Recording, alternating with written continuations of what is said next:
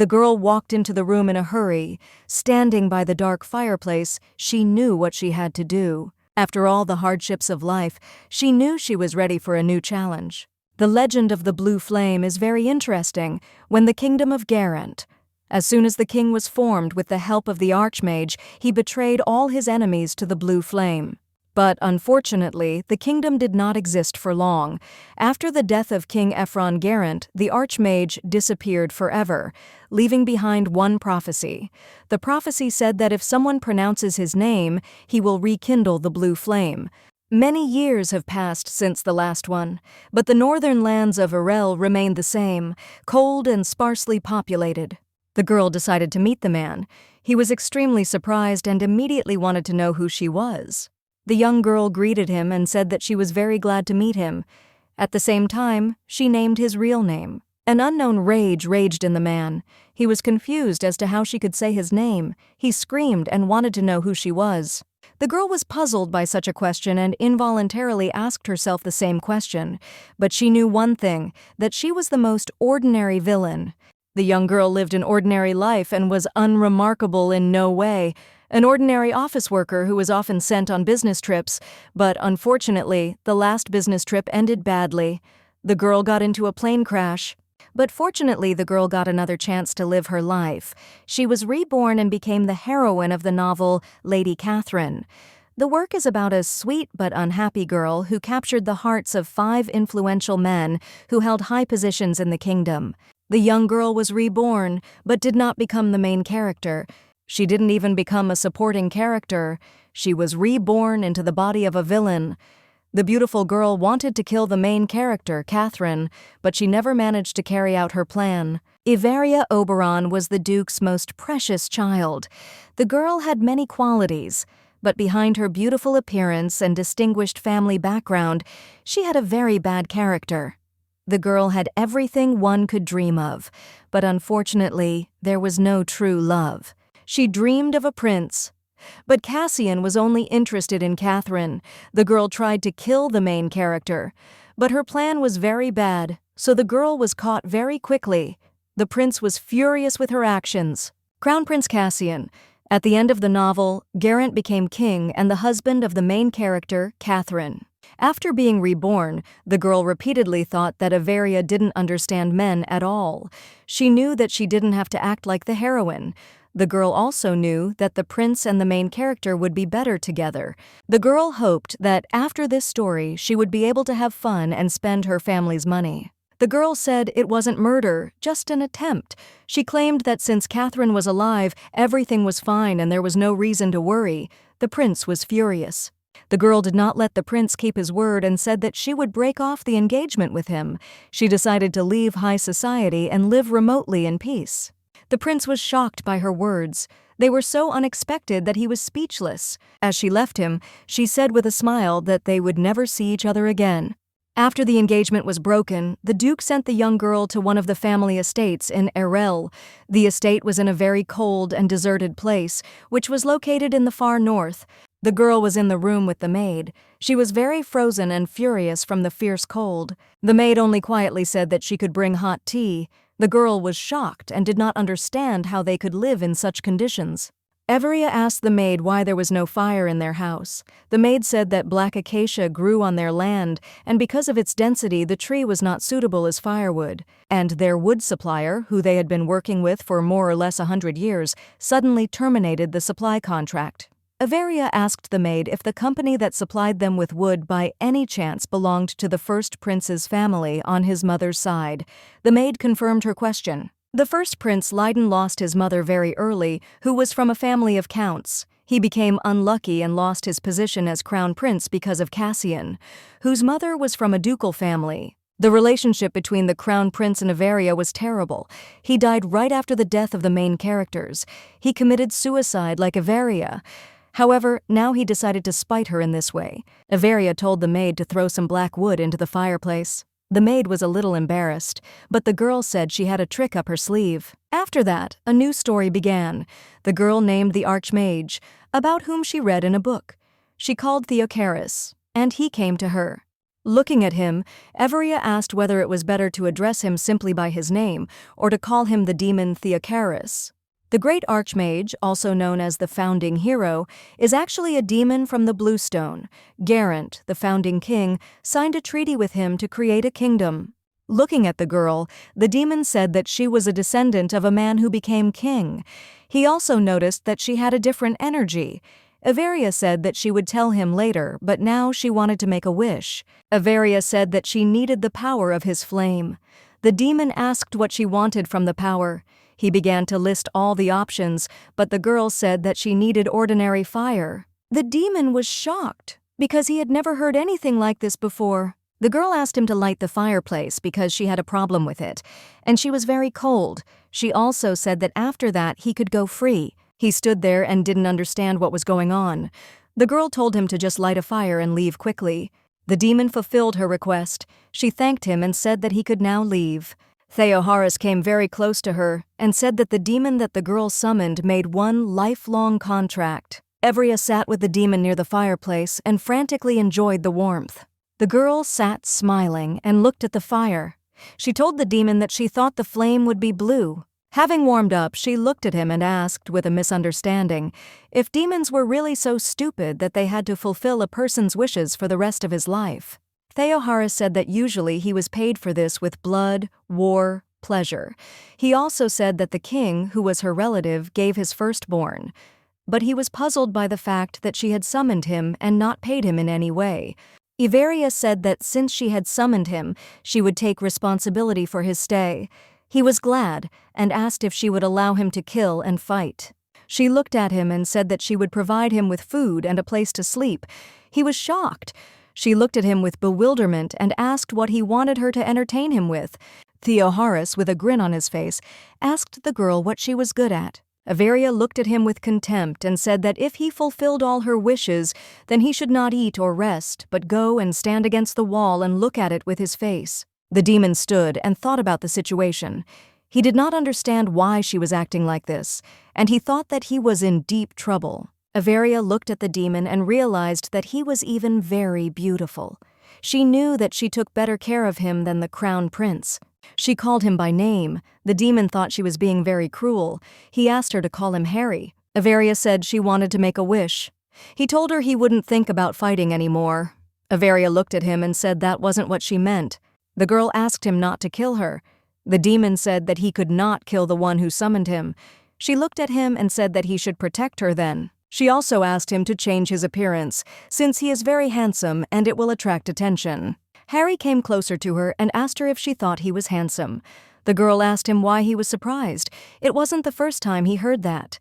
Harry said that he thought she didn't notice his beauty, and that's why she looked so indifferent. He agreed to her wish and changed his appearance. After the transformation, Harry asked her if she liked his abilities. Averia said it was very cute. She stroked him. He was indignant and said that it was a very intimate contact and shook her hand off. Sitting by the fireplace, Harry asked how the girl was going to explain to everyone that there was fire. Averia said that she was a sorceress. He was very surprised and said that her magic power was very meager. The girl knew and was very upset. A wizard can control his magical power. The more power, the stronger the wizard. The presence of power is innate, so its amount cannot be changed. After birth, it can be measured. The main character was a professional. She had a lot of power, and she could do different things. Averia couldn't even light a candle. Averia said that she would pretend and no one would tell her anything. She was the Duke's daughter. The demon knew that it wouldn't be that easy. The servants came to her and could not believe what they saw. They whispered that it was a miracle and that now the tyranny would end. Averia was surprised that there was so much joy simply because of fire. The girl said that the flame appeared after her persistent prayers, and they can consider her a sorceress. The servant asked what the dog was next to her. Averia said that they could ignore it. Averia said she picked the dog up off the street because he seemed like a stray, and she decided to take him in. Harry was shocked by her words. The servant asked her if perhaps she should reconsider something smaller. Averia held on tightly to the dog and said that she liked this option and he would stay no matter what. The servant said that if the lady wanted it that way, then so be it. But he added that he needed to find out if the dog had an owner. If not, then he would stay. All the servants told Iveria that she had performed an incredible miracle, and they thanked the girl for her kind heart. They said that they had been wrong to trust the rumors about her and frantically asked for forgiveness. The servant hurried to distribute fire throughout the mansion. He shouted that everyone would be grateful to her. The baron of the estate sat in his room and wondered how the girl could make the acacia burn. He thought that the girl's strength was deliberately hidden from the public. Her family could boast of power and history comparable to that of royalty. He thought that in this way the Duke wanted to test the legend of the North, that the new flame would drive away all suffering, and thus test his daughter. Everia fell asleep in a warm bed, and Harry, in the form of a dog, was honored to be next to her. Having transformed, the demon looked at her and thought that this whole story was simply absurd. Everia walked up to Harry and told him she was going to bed. She asked him to get off the bed, but he just barked in response. She pulled him off the bed and told him not to pretend to be a dog. Harry said he didn't want to go to the couch. The demon looked at her and did not understand how she could fall asleep so quickly, since she was so excited about what was happening. The demon knew that the sooner she told him what she wanted, the sooner he would get pleasure. His thoughts were interrupted by an incomprehensible noise. Harry woke up Averia by saying that there was someone in the living room. He listened to the noise and said that it was not a killer and did not understand who would want it. The girl said he was right and continued his phrase that no one would want to kill her. She was just Averia. They went out and saw the maid sitting by the fireplace. Averia asked her what she was doing there. The maid was frightened by the unexpected guests. Emma was extremely frightened by the arrival of the mistress. She asked for forgiveness and said that she had decided to steal in a desperate situation. Everia asked what she was going to take. The maid hesitated with an answer. The girl told her not to say anything, but to take what she intended and leave. Everia said that she was not interested in the objects and valuables in the house, especially if she was so desperate to steal them. Emma asked if she could have the fire. Everia asked about the flames that they wanted to spread throughout the house during the day. The maid said that the baron had forbidden them to be taken outside the mansion and even used inside the house if necessary. Everia was puzzled, but she said that the baron probably had a reason. Everia said that if she carried the fire herself, the baron should have no complaints. On a moonlit night they went outside and Everia told Emma to show her the way. Emma told her mistress that there was a guard at the gate. Everia had no intention of turning back, and she continued on her way with an assertive step. The guard opened the gate and asked them what was going on. Everia noted that he was working hard at such a late hour. He was surprised and very puzzled by the appearance of the lady. Everia said that he should open the gate because the dog was asking to go for a walk, and they wanted to go for a walk. The guard was hesitating when suddenly Harry bit him. Everia said that he would only go for a walk with her and demanded that the gate be opened. Yuno hesitated and said that it was already late and the baron had ordered that no one be let out. Everia knew they had to get out. She started yelling at him furiously. He ran to open the gate. The young man asked his mistress not to cut off his fingers. Everia stood there and did not understand what he was talking about. The maid said that there were rumors going around. Everia looked at her and asked what to do with them. Emma said that she did not know since she did not specify. Everia said that she didn't know either because she had never done anything like that. The maid was surprised and very glad that she had never done anything like that. They embroidered and left. The guard ran after them. Everia was puzzled and asked why he had followed them. He said that it was late and dangerous. He was a little upset about the difficult situation and didn't know what to do. Everia said that he could go with them, and if he got into trouble, she would say that she asked him to go with them. Emma showed them the building and said that she grew up in this place. Entering the room, they saw small children. One of the girls asked who had come there. Everia and Harry looked at the children. Harry said that if it was that bad, most of them had probably died of hypothermia. Everia told Lord Lionel to throw the wood they had collected along the way into the fireplace. The girl looked at Everia and said that the tree does not burn. Everia calmly said that she knows one way after which the acacia will burn. Everyone was surprised. Everia carried the lamp with fire to the fireplace. Upon Everia and she knocked over the lamp. The fire went out. Everyone cried. Emma said that without the fire the children would freeze. Everia looked at Harry and told him to light the fire. He looked at her and said there were quite a few witnesses. The girl said they had no choice. Harry obeyed the summoner's wish and lit the fire. The fire was bright and big. The seemingly small, nondescript fireplace became truly enormous. One of the girls said that Averia was a sorceress.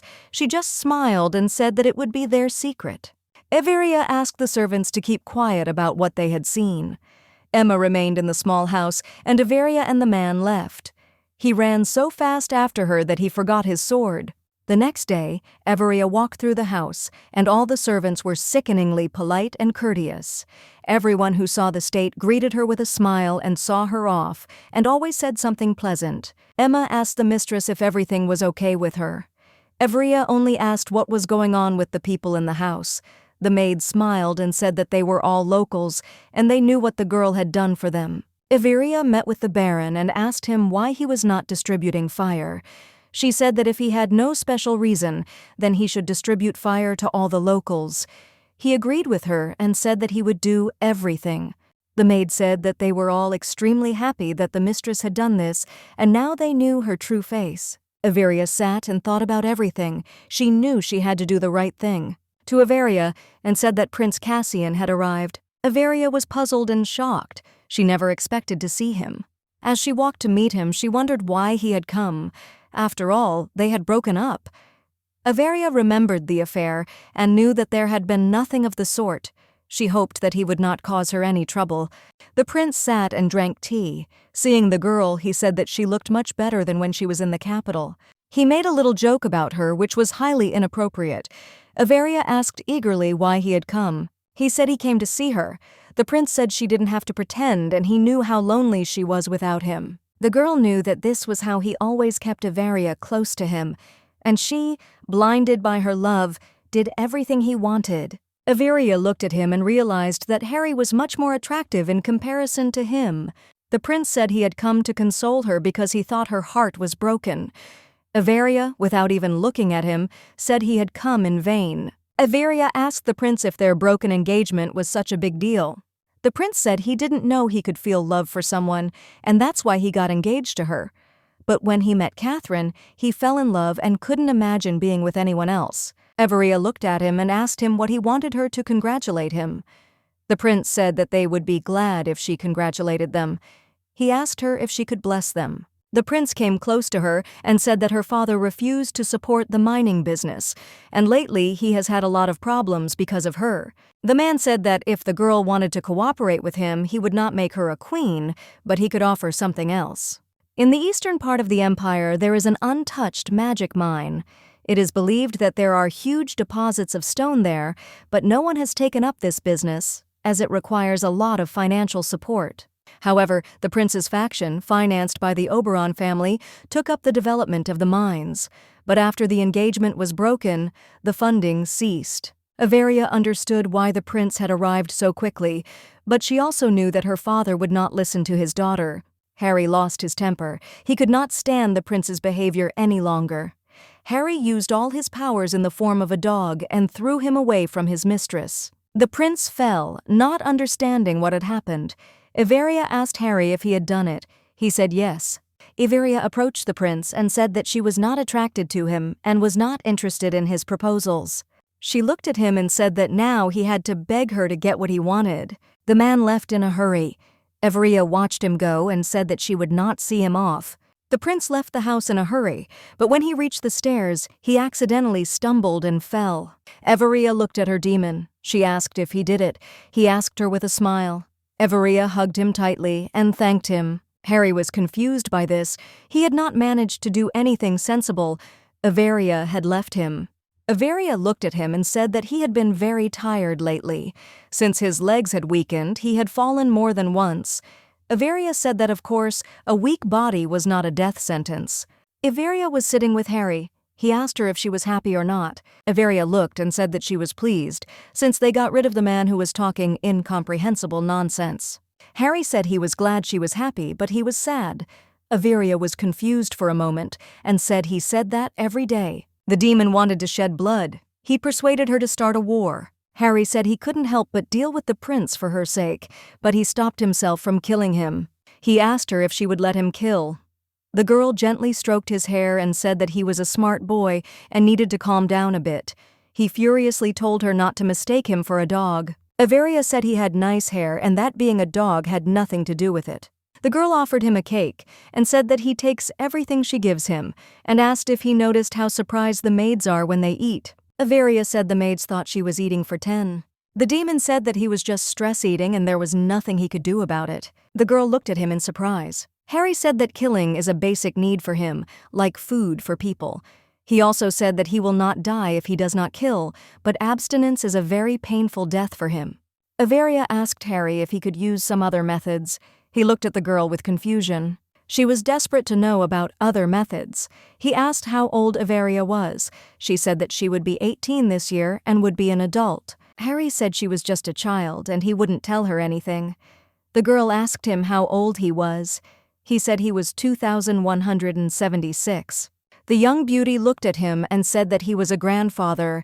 He was shocked and said that he was not aging like other people. He said that he would not tell her anything and that she should stop asking questions. The girl looked at him with confusion. In the land of Arel, in the Black Forest, there is a place where wyverns live. They are very aggressive and look like powerful dragons. Since they hunt people, it is necessary to monitor their population. To do this, it is necessary to destroy the laid eggs. In order to get rid of the monsters, the locals need help. The royal family helps in the destruction of monsters, thus helping the family Errol. But if the northern route is attacked by beasts, then the royal family will suffer losses due to blocking of supply routes. Now the girl understood why everyone whom Catherine had exiled arrived in Arel. First, Prince Leiden Garant. He is known for his bad relationship with his girlfriend. Royal Knight Commander Elroyce, he also did not get along with Avery. The girl wanted to sit in the room and not leave it until the men left. She consoled herself with the fact that they were in different buildings and would never be able to meet, but unfortunately, the opposite happened. The prince saw her and said that she looked beautiful. The girl did not understand why they met. She just wanted to visit the warm spring. Despite the meeting, she thought that she should have stayed in the room. Averia said that she did not expect to see them, as she knew that they were busy. The prince looked at her and said that she looked very good after turning the royal capital upside down. The girl didn't care about his words. She worked in a trading company and her boss was constantly grumbling about something. She had already gotten used to ignoring him. Averia said that if he was done, she could leave. But the prince didn't want to let her go that easily. He said that she had done well after nearly sending a man to hell. Averia went on the defensive, saying that the girl's life had not ended and that she was fine. She also reminded him of how he had cheated on his fiancés with the main character. Averia said that she certainly did not accept the prince back, but she was guilty of taking such extreme measures. In order to correct the situation, she will live in this forgotten place and stubbornly atone for her guilt. Averia asked the prince if he believed that villains could change. The girl said that the prince was going from one extreme to another, and she feared for the people. The girl enjoyed the warm spring on such a cold day, but she did not understand why he did not sit with her, but sat so far away. He said he was comfortable like that, but she screamed that they should sit next to each other and look into each other's eyes. She was not going to give in and screamed at him to come to her, but he said he would not. Averia asked if he was shy. She laughed at him, saying he was such an innocent grandpa. He shouted in rage that she should not call him grandfather. Harry came to her and told her what she would express. The girl froze in bewilderment. He picked her up and said it was time to go. Averia froze and couldn't say anything. They met eyes and looked at each other for a long time. Averia stood there, surprised that all her clothes were dry. Harry said it was magic. He said you had to be careful when you evaporated the moisture. After listening to him, she said that he was just like a hairdryer. He was excited and asked who the hairdryer was. Averia explained that a hairdryer is an object that can be used to dry hair. Harry said that it must be the best hairdryer since it dries so well. She decided to agree, since she saw no point in arguing with him. They walked and saw a young man. It was Lord Elroyce. When he saw her, he turned around and walked away. She was surprised that he just walked away. Harry said that the boy reminded him of the man who was next to the previous summoner. They were discussing the young knight. He was a silent man by nature. Harry laughed at him a little. Averia told the maid that the hot spring had relaxed her so much that she wanted to sleep. When she entered the room, she saw Harry lying down to cover the bed. She was confused and asked him what he was doing on the bed. She came up to him and said she was so sleepy that she asked him to stop messing around. Harry said they usually slept together. He was telling her in all seriousness that he wanted a bed. He was telling her that she too needed to feel how painful it was to hold back your basic needs. Iveria said that another time she would listen to him whine, but now she was very tired and wanted to sleep. She took a pillow and left. Harry was shocked. This was not what he wanted. He did not want her to sleep on the couch. Tired Iveria was sleeping peacefully on the couch. She fell asleep quickly, despite all the inconveniences. Harry came to Iveria. He looked at her with a frantic desire. She did not understand what he was going to do and asked him to get off her. She pushed him away and said that he could whine as much as he wanted. She would not start a war. It was hard for her. She asked him to get off, saying that he was very heavy. Iveria was there, frightened by the demon's behavior, and asked if everything was okay with him. But he did not hear her. His thoughts were far from her. He leaned over her and said that it was very hard for him. Harry bit Avery's neck. She hit him to bring him to his senses. He was shocked by the girl's behavior. Iveria asked him if he had come to his senses. Harry asked the girl, confused, why she hit him since he hadn't done anything. The girl was furious. She showed him her neck and said that he had bitten her and almost eaten her. Harry was shocked. He didn't understand what was happening and how he could do such a thing. Harry said he warned the girl. After all, he had reached his limit. But he says he didn't know something like this could happen. The demon said that he usually didn't behave like that, but he hadn't felt someone else's blood for a long time and couldn't control himself. Iveria said that they needed to come up with a way out of this situation as soon as possible. They sat and read books. But, unfortunately, there was no useful information. The girl did not understand why they would call a demon for something as large-scale as revenge, war. He looked at her and said that this was a normal phenomenon and not to start a fire. The girl seriously thought about what she could do. Harry said that she could start a war. That would be the easiest thing. Iveria was offended because she was trying so hard to help, and he was just making jokes.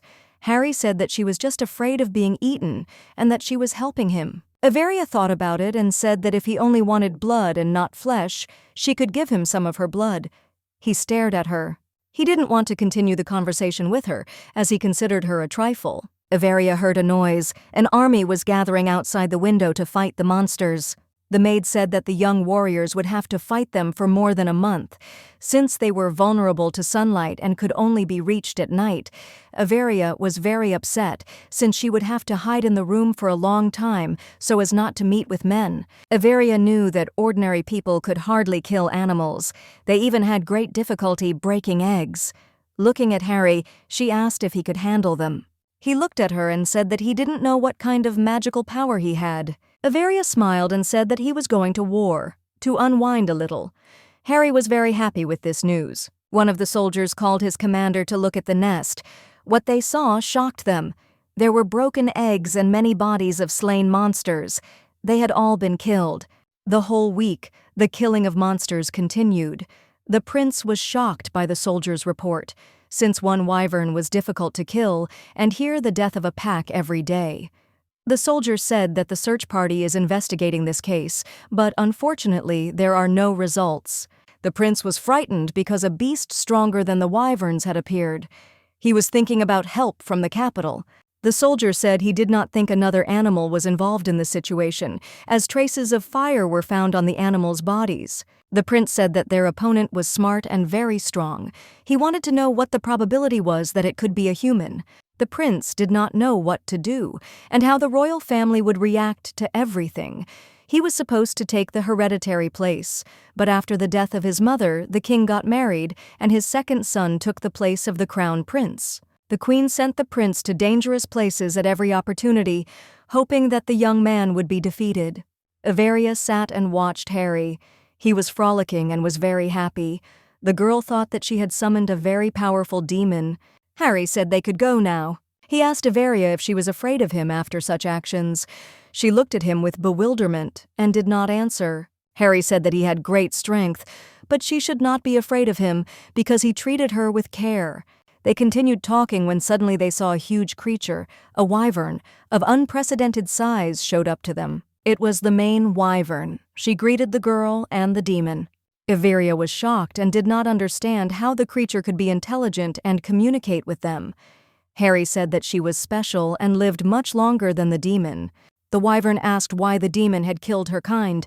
Harry replied that he didn't need a reason to kill, and asked why she had flown all the way from the south.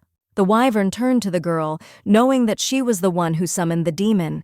She desperately wanted to know the reason for such cruel actions. Averia knew she had to tell him everything. She said that if the demon did not satisfy its desire to kill, it would begin to lose its mind.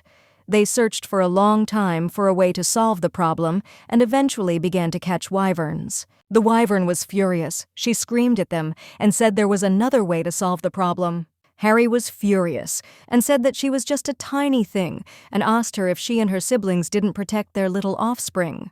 The wyvern apologized, saying that she was mistaken. Coming closer, Averia asked why humans were killing them. The wyvern said that they were interfering with trade and the cutting down of timber for logging. Averia was shocked. She knew the demon needed help, but they couldn't kill these creatures anymore. The wyvern looked at Averia with puppy eyes and she said that they wouldn't kill them anymore. The wyvern gave the girl one of its scales and said that its kind would recognize it and obey the girl. As she was leaving, she said that if they needed her help, they could call her and she would definitely come. She said that she would fly in at any time with great joy. The demon was angry with the girl. He did not understand how she could do this to him. Averia, confused, said that she would think of another way to settle everything. Averia thanked Harry for giving her a new friend and scales. Holding the scales in her hands, she heard an incomprehensible noise, followed by a frantic fright in both of them. Wyverns flew to them. They surrounded them. They sat quietly and looked at the man and the demon. One of the wyverns approached the girl and put its head against her like a cat. It rubbed against the man like a pet. When suddenly they heard a man scream. He was screaming to his mistress while lying on the ground. He wanted to protect her. Everyone looked at him.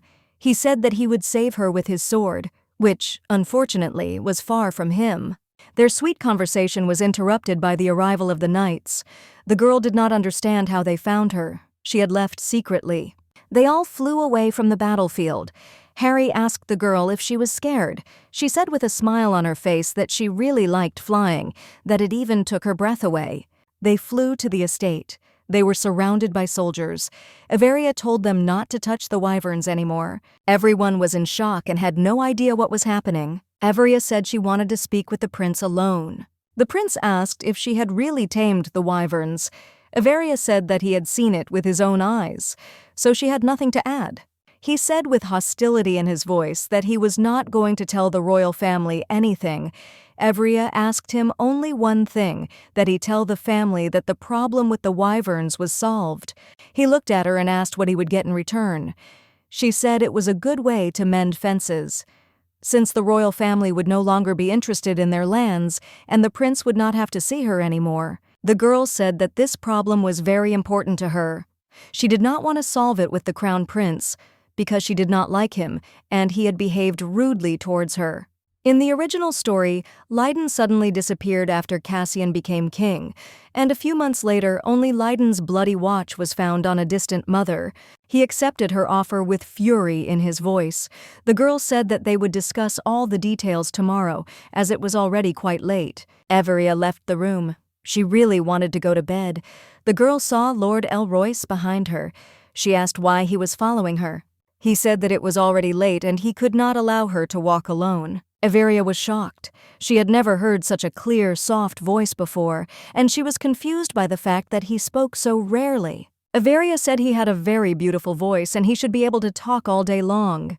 His family was famous for its knights, but unfortunately, he was not like his brothers, and partly because of his voice, they made fun of him. After he grew up, he learned that his brothers were just making fun of him because they were jealous. He was the purest blood and had an advantage over them. As he grew older, his voice changed. Averia didn't understand what surprised him so much. She remembered that he had heard the first compliment in the second book, and she realized that she had said it too early. Averia told Harry that she hoped the man would not listen to the villain's words. Harry said that he was actually offended, and he won't be able to kill wyverns anymore. She approached him and asked how much longer he would sulk at her. The demon recoiled from her. Averia said that she knew how important it was for him to see blood. She said that she would definitely find a way out and help him. She just asked him to wait, and asked how much time he had. Harry said he has about 2 months if he doesn't use the Force, but if he does, turns into a dog, then about a month. Averia said that if she didn't succeed, he would wring her neck. He was shocked by her statement and simply said that she needed to find a way quickly. Harry said that she should share her plan for the prince. Averia said that if the knights settle wyverns, then they will have no equal in the whole world, and everyone will benefit. Since people and animals fight among themselves and have great losses, it will be profitable for them to cooperate. Averia told the prince of her plan. He said that such a tempting offer confused him. Averia said that he could write in his report that it was a very quiet and peaceful place, and she also said that if he didn't like it, then he should guess exclusively for her. The prince was confused as to what she was talking about. She said that their family had canceled their timber supply contract.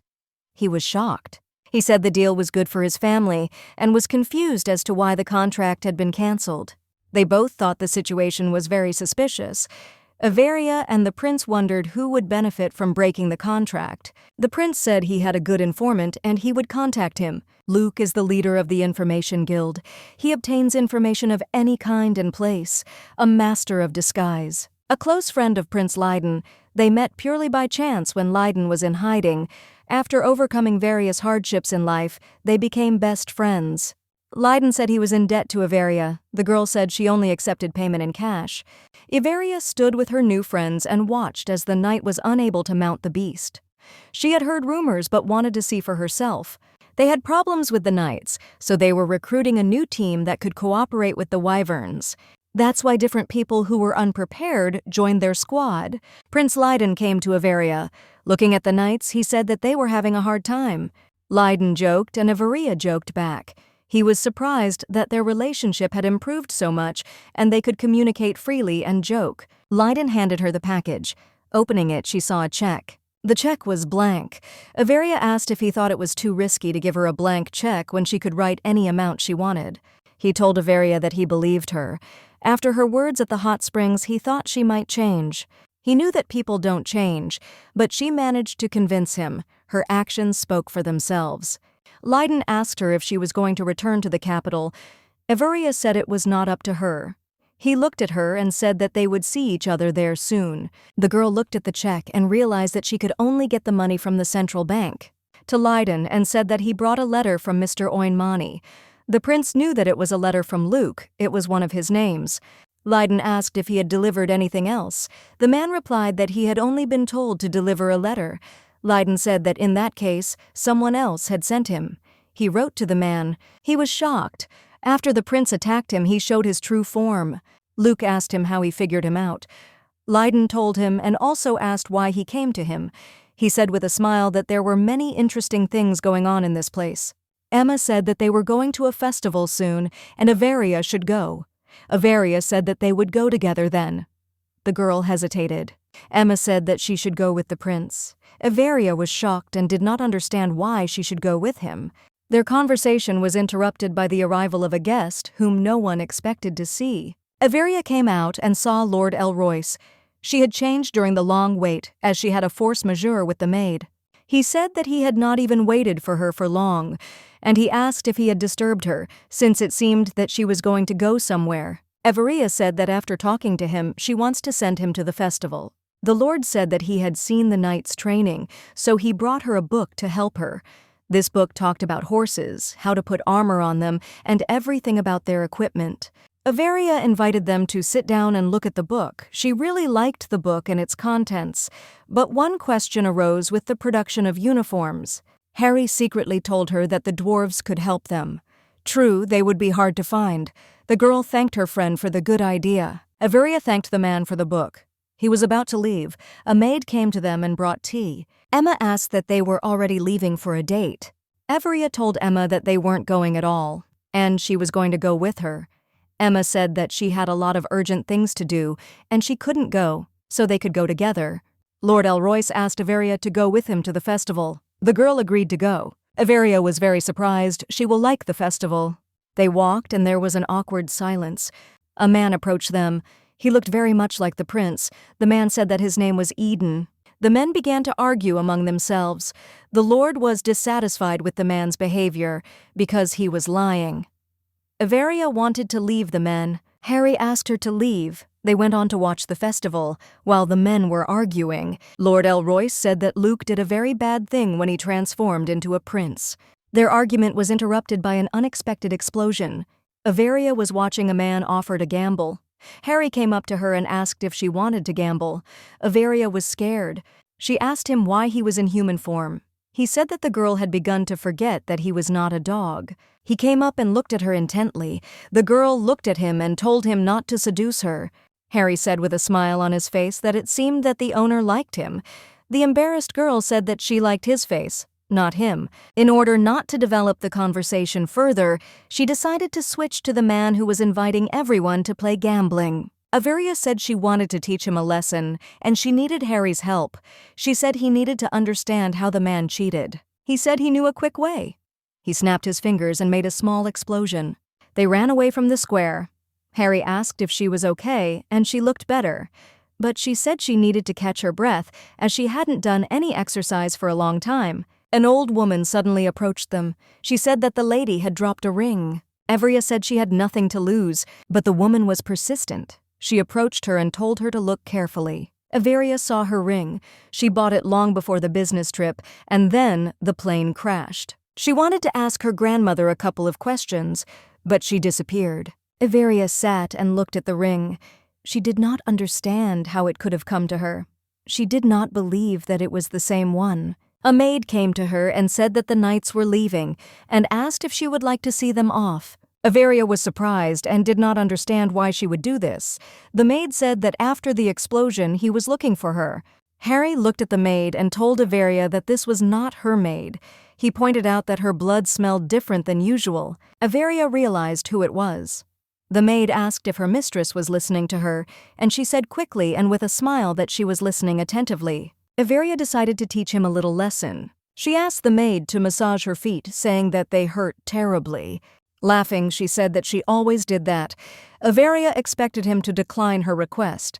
She said she would do it once, and she does it all the time. Averia liked it. The maid asked the girl questions, but when she asked her about wyverns, Averia became a little embarrassed. Averia said she would tell a secret, namely how she tamed them. The maid said that she was not worthy of this. Averia said that she was her closest servant, and she had to tell her. Averia said that she had tamed them with song too. The girl sang a song. With the help of the song, she said that she had deceived Luke and knew that it was him. He was shocked that she had figured him out. Averia was even glad he had come. She wanted to talk to him. Averia offered to fulfill her request to Luke. As part of the payment, she gave him a blank check. He said he doesn't accept requests related to Catherine. Averia said she had nothing to do with it. Averia asked him to find information about the dwarf village, namely, to determine their location. Luke had done his job. He had provided the information. Averia asked Harry if he knew where the location was. Harry said that he was going there earlier because his previous summoner wanted to take possession of the sacred sword Jupiter, which was in the settlement, but the king could not get it. Averia was getting ready to go on a trip. She told Emma that she was leaving and asked her to cover up the traces of her absence. Emma was very worried that the girl was leaving alone. Averia said that Harry might reveal himself to Emma. He greeted her. The girl was shocked that the dog was talking. Averia and Harry were looking for the dwarf village. Averia offered the demon some cookies.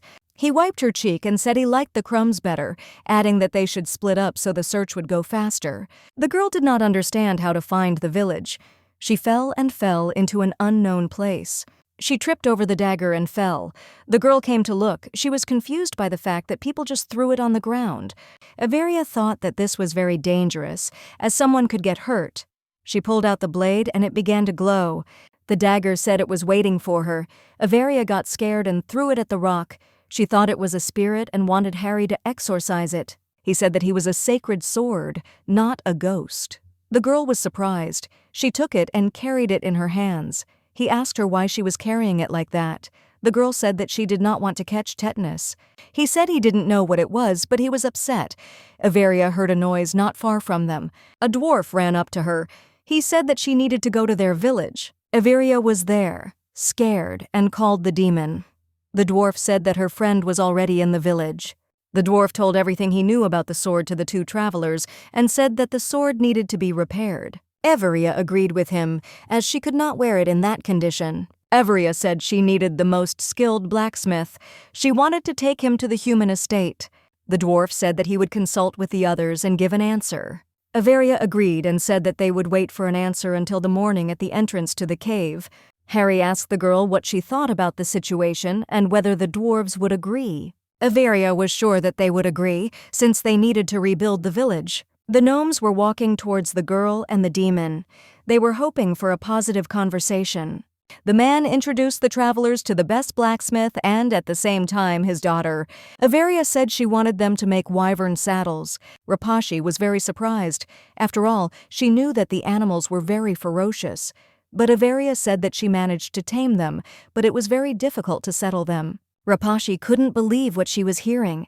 Everia said that wyverns would soon arrive in their settlement. Rapashi was very interested in Everia's offer. She was already listing all the materials needed to make the saddle. Everia said that she would wait for the girl in 2 weeks with the sword in Arel. Harry and Everia were flying. Everia was thinking how lucky they were. They managed to find the dwarves and find the sword. The girl wondered why she pulled out the sword. Harry was silent as he thought about the situation. Everia asked why he was silent. He said it was unfair that some strangers called her by her name, but he did not. Everia asked him that he didn't know her name. He said he did. Everia said that then he could call her by her name. He called her by her first name. Everia said it was simple and he could call her that. After some time, a forge was built for Rapasha. The knights stubbornly learned the basics. Everything went without incident. Rapashi saw a tree and asked Everia if she knew what it was. Everia was surprised by such a violent desire. She said that it was black acacia.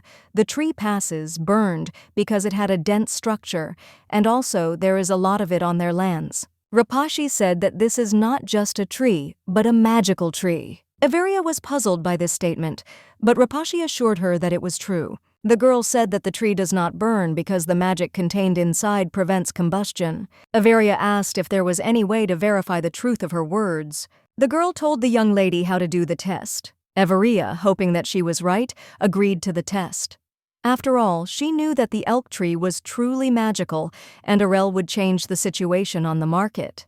Everia knew that if she had a lot of troubles, since Arel's enrichment would attract many unnecessary glances, but the girl knew that there was no other way since it was necessary to purchase material. After thinking about it, she decided to shift a couple of her problems onto her father's shoulders. A couple of days later, Rapashi really proved her point. Everia was amazed by what she saw. Everia sent the finished sapphire to her father. Everia waited frantically for a response, hoping for a positive result. Everia decided to start training in fencing. Her teacher was Lord Lionel. He really wanted to help her, so he broke out himself. Everia hoped that the young man would make a good teacher, as he was a bit clumsy. She had many problems and was afraid that he might also strive for fencing. Everia accepted the young lord's help. He was very happy that she decided to accept his help.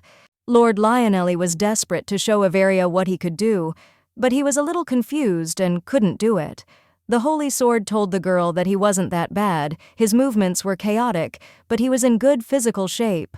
Sword was confident that if the young man trained well, he would be able to achieve good results. The sword told the young man how to stand properly. Everia relayed his instructions. She said that he needed to spread his legs wider. He listened to the advice. The sword also said that it was necessary to relax the shoulders and straighten the back. Everia obediently conveyed everything. The Lord told his mistress that his movements had become much more natural. Everia was very happy that he was doing well. With each training session, Lord Lionel got better and better. He was very pleased with his achievements. Every day Everia saw better results, but the center was still a little limping. With the help of Jupiter, he was able to achieve great results.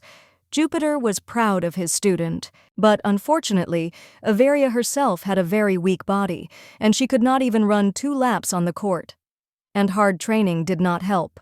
Jupiter said that most likely, her innate magical power prevents her from achieving good physical fitness. Everia knew she had very little magic power. She asked Jupiter why he chose her. He said he thought he could be useful to her. Everia asked him if she was the weakest of all his wielders. He didn't know what to answer and remained silent. Averia desperately wanted to know the truth, approached Averia and asked to show her the blade. She was confused. After her angry expression, they became frightened and hesitated. The knights said that she had not come to train at all but to help them. After all, thanks to her, Sir Lionel had become a master of fencing. One of the knights said that Averia perfect in everything. He admired her skill and fencing abilities.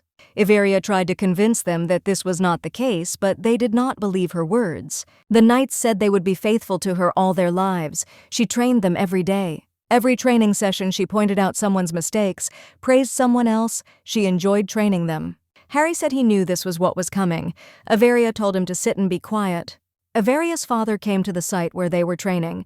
He said hello and said that she looked good. Averia was very surprised. She did not expect him to come to her personally. They stood and looked at each other. The atmosphere was very tense. Jupiter asked Harry about the girl's father, as he noticed that they did not get along very well. Harry said that they were enemies like a curse. Averia said he could go and watch the girl make gems. Her father told her to walk him home. Averia was surprised and didn't know what to do. She didn't want to go with him at all. Harry and Jupiter were discussing them furiously. Father and daughter were like two peas in a pod. Averia didn't want to listen to them either. She asked them to be quiet. Averia told her father that they could go and showed him the way. Since the forge was very far away, Averia suggested that he go by carriage so that it would be faster. He said that he did not want to go. He preferred to walk. They walked through the green forest, and there was an awkward silence between them. Averia wasn't even surprised by this behavior. They never had a warm relationship.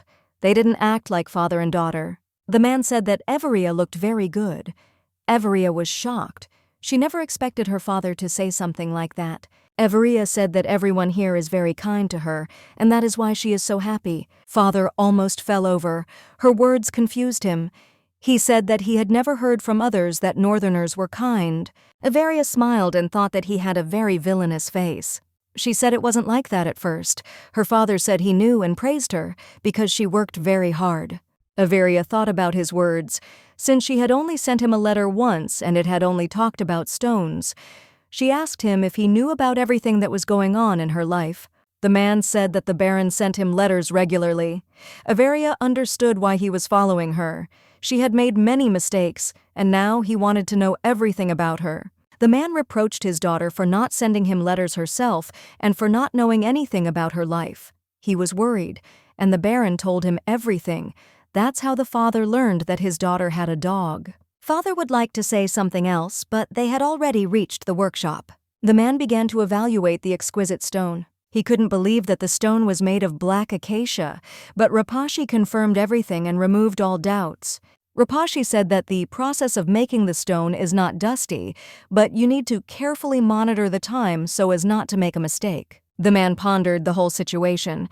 He said that Erel was the only place where the tree grew on such a large scale.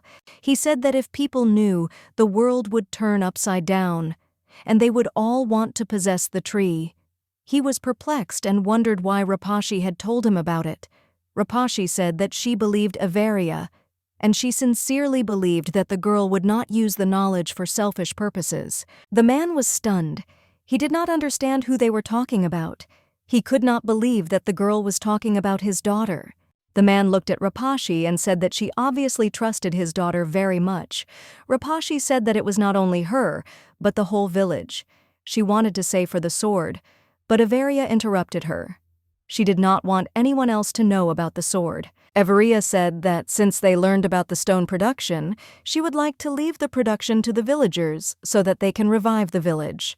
The surprised father only said that the girl had already gotten used to the locals and had become very attached to them. He was very surprised at how much his daughter had changed, and he liked it. He couldn't understand what she wanted. First, Averia was dealing with the Dragon Knights and now with the Sapphires. He said that the land was now untouchable due to its independence, but the royal family would be on the side. The father told his daughter to make a choice. Either she would hide from everyone or gather strength and fight back when the time came. He also told her to take into account the fact that her family never gave up and always won. Her father said that from now on she would become the mistress of the lands of Arel. He said that after she had settled all the issues with the Arel estate, she should return to the capital and together they would punish everyone who had betrayed and offended her. The man said that if she herself could not find a way to return to the capital, then he would find a way for her to return. Her father begged her vehemently to trust him. He also told her to prepare for the coming-of-age ceremony, which must take place in the capital. Seeing off her father, the girl was surprised by his behavior. She was very sorry that the real Averia did not see his actions and did not know about his feelings. The girl knew that the real Averia fell in love with the crown prince because she did not receive enough love from her family. The man asked Averia that since her father was away, they could get down to business. Averia didn't understand what was being talked about. The man showed her and told her how to properly manage the estate. She was shocked by the amount of work. Harry asked her if she was okay. Averia felt very tired. She said she wanted to go home. Harry looked at her in surprise and said that she was already home. Averia told him that he didn't understand anything at all.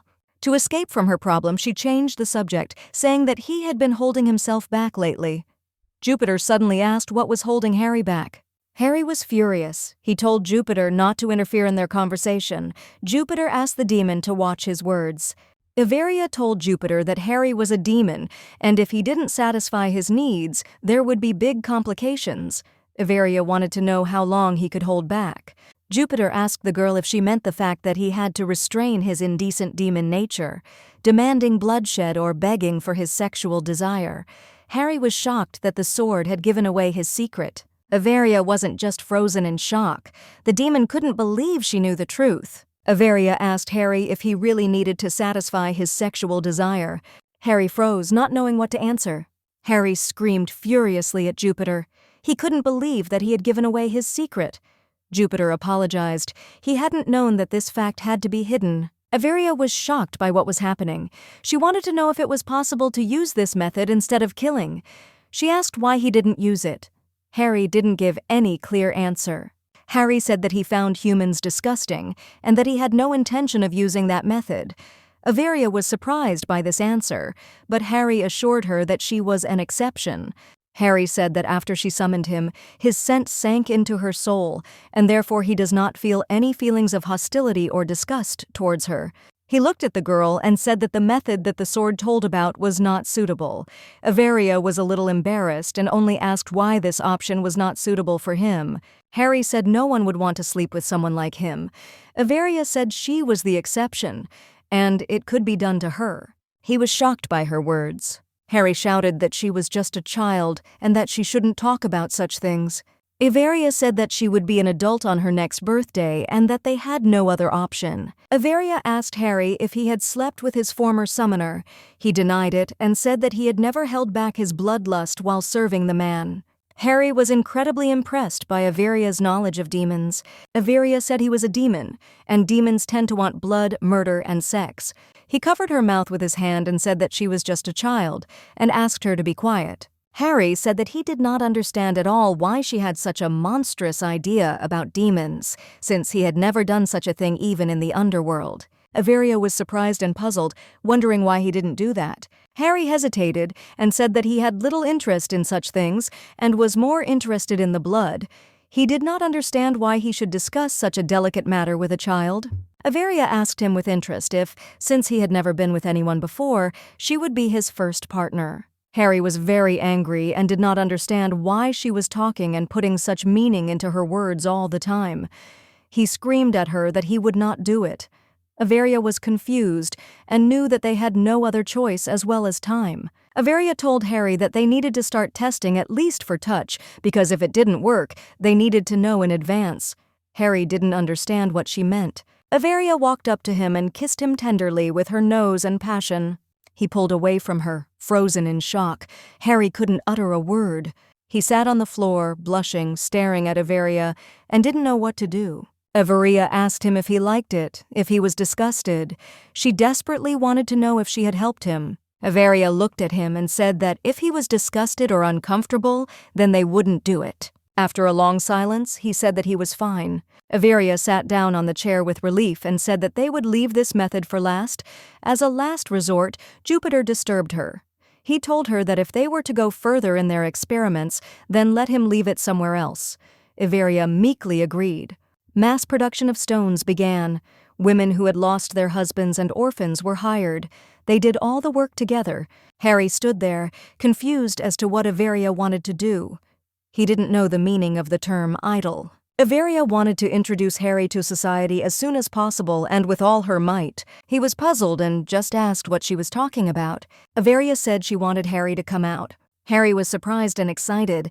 He asked Iveria that he could now not turn into a dog. He was very happy. And Iveria really wanted to introduce him to everyone in human form. Emma came to Iveria because she called her. Iveria only asked in surprise that she had already arrived.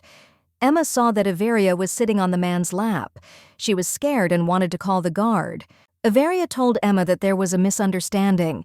Emma hesitated, confused by the whole situation. She began to make guesses. Emma said that she wanted to call the guard because there was a stranger in the mistress's room. Harry said that he was not a stranger at all, but an old friend. Emma was shocked and said she would never forget him. Iveria introduced him. Emma was shocked. She didn't understand how he could be both a human and a dog. Iveria said she wanted to formally introduce him to everyone. Emma fainted at the news. Iveria ran to her. Emma said that everything was fine. She was just scared and her legs buckled. Emma was extremely surprised and did not understand how she could help. Iveria said Emma needed to confirm Harry's identity. Iveria told the girl how she wanted to introduce him, and Emma in turn suggested another option. Iveria really liked it, and they agreed. Since Emma's suggestion was suitable in turn, no one would have any doubts about his origin. Thus, Harry joined the Order of Knights. Initially, a hail of questions fell upon him. The knights wanted to know who he was. They assumed that he was Iveria's personal guard.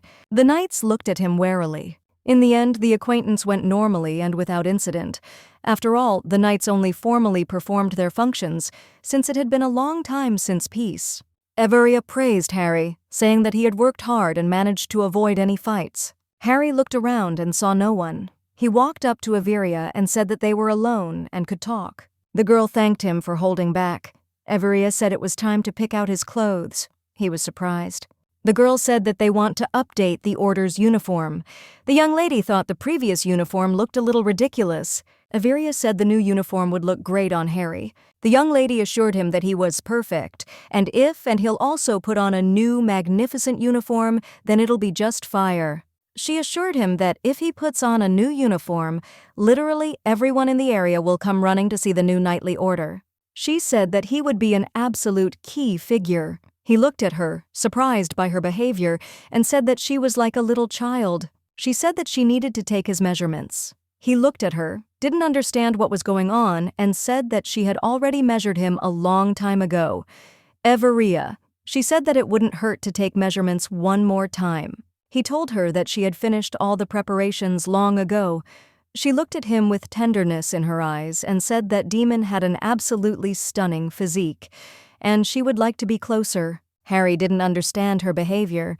He picked her up and told her to listen to him very carefully. Harry told her that she was not taking him seriously at all. The man pointed out the fact that he was a demon. The girl looked at him and said, with tenderness in her voice, that he was a demon who guarded her like a precious crystal. Harry just looked at her and told her to start being at least a little afraid of him, since he was a demon after all. The young lady was amused by this and asked him if he was sure about what he wanted. She approached him with all tenderness and asked him again if he was sure that he wanted her to be afraid of him. He simply melted from her actions and said that he didn't want to. Iveria liked this answer and suggested that they continue. Iveria and Harry were expecting guests. They were told that Baron Insetia had come to see them. Iveria told them to let him in. The Baron brought the letter and said that a reply had come from the royal family. The girl was waiting for it. The letter said that they should increase the volume of sapphire production according to the prepared plan and deliver it to the capital. The Baron looked at the girl in surprise.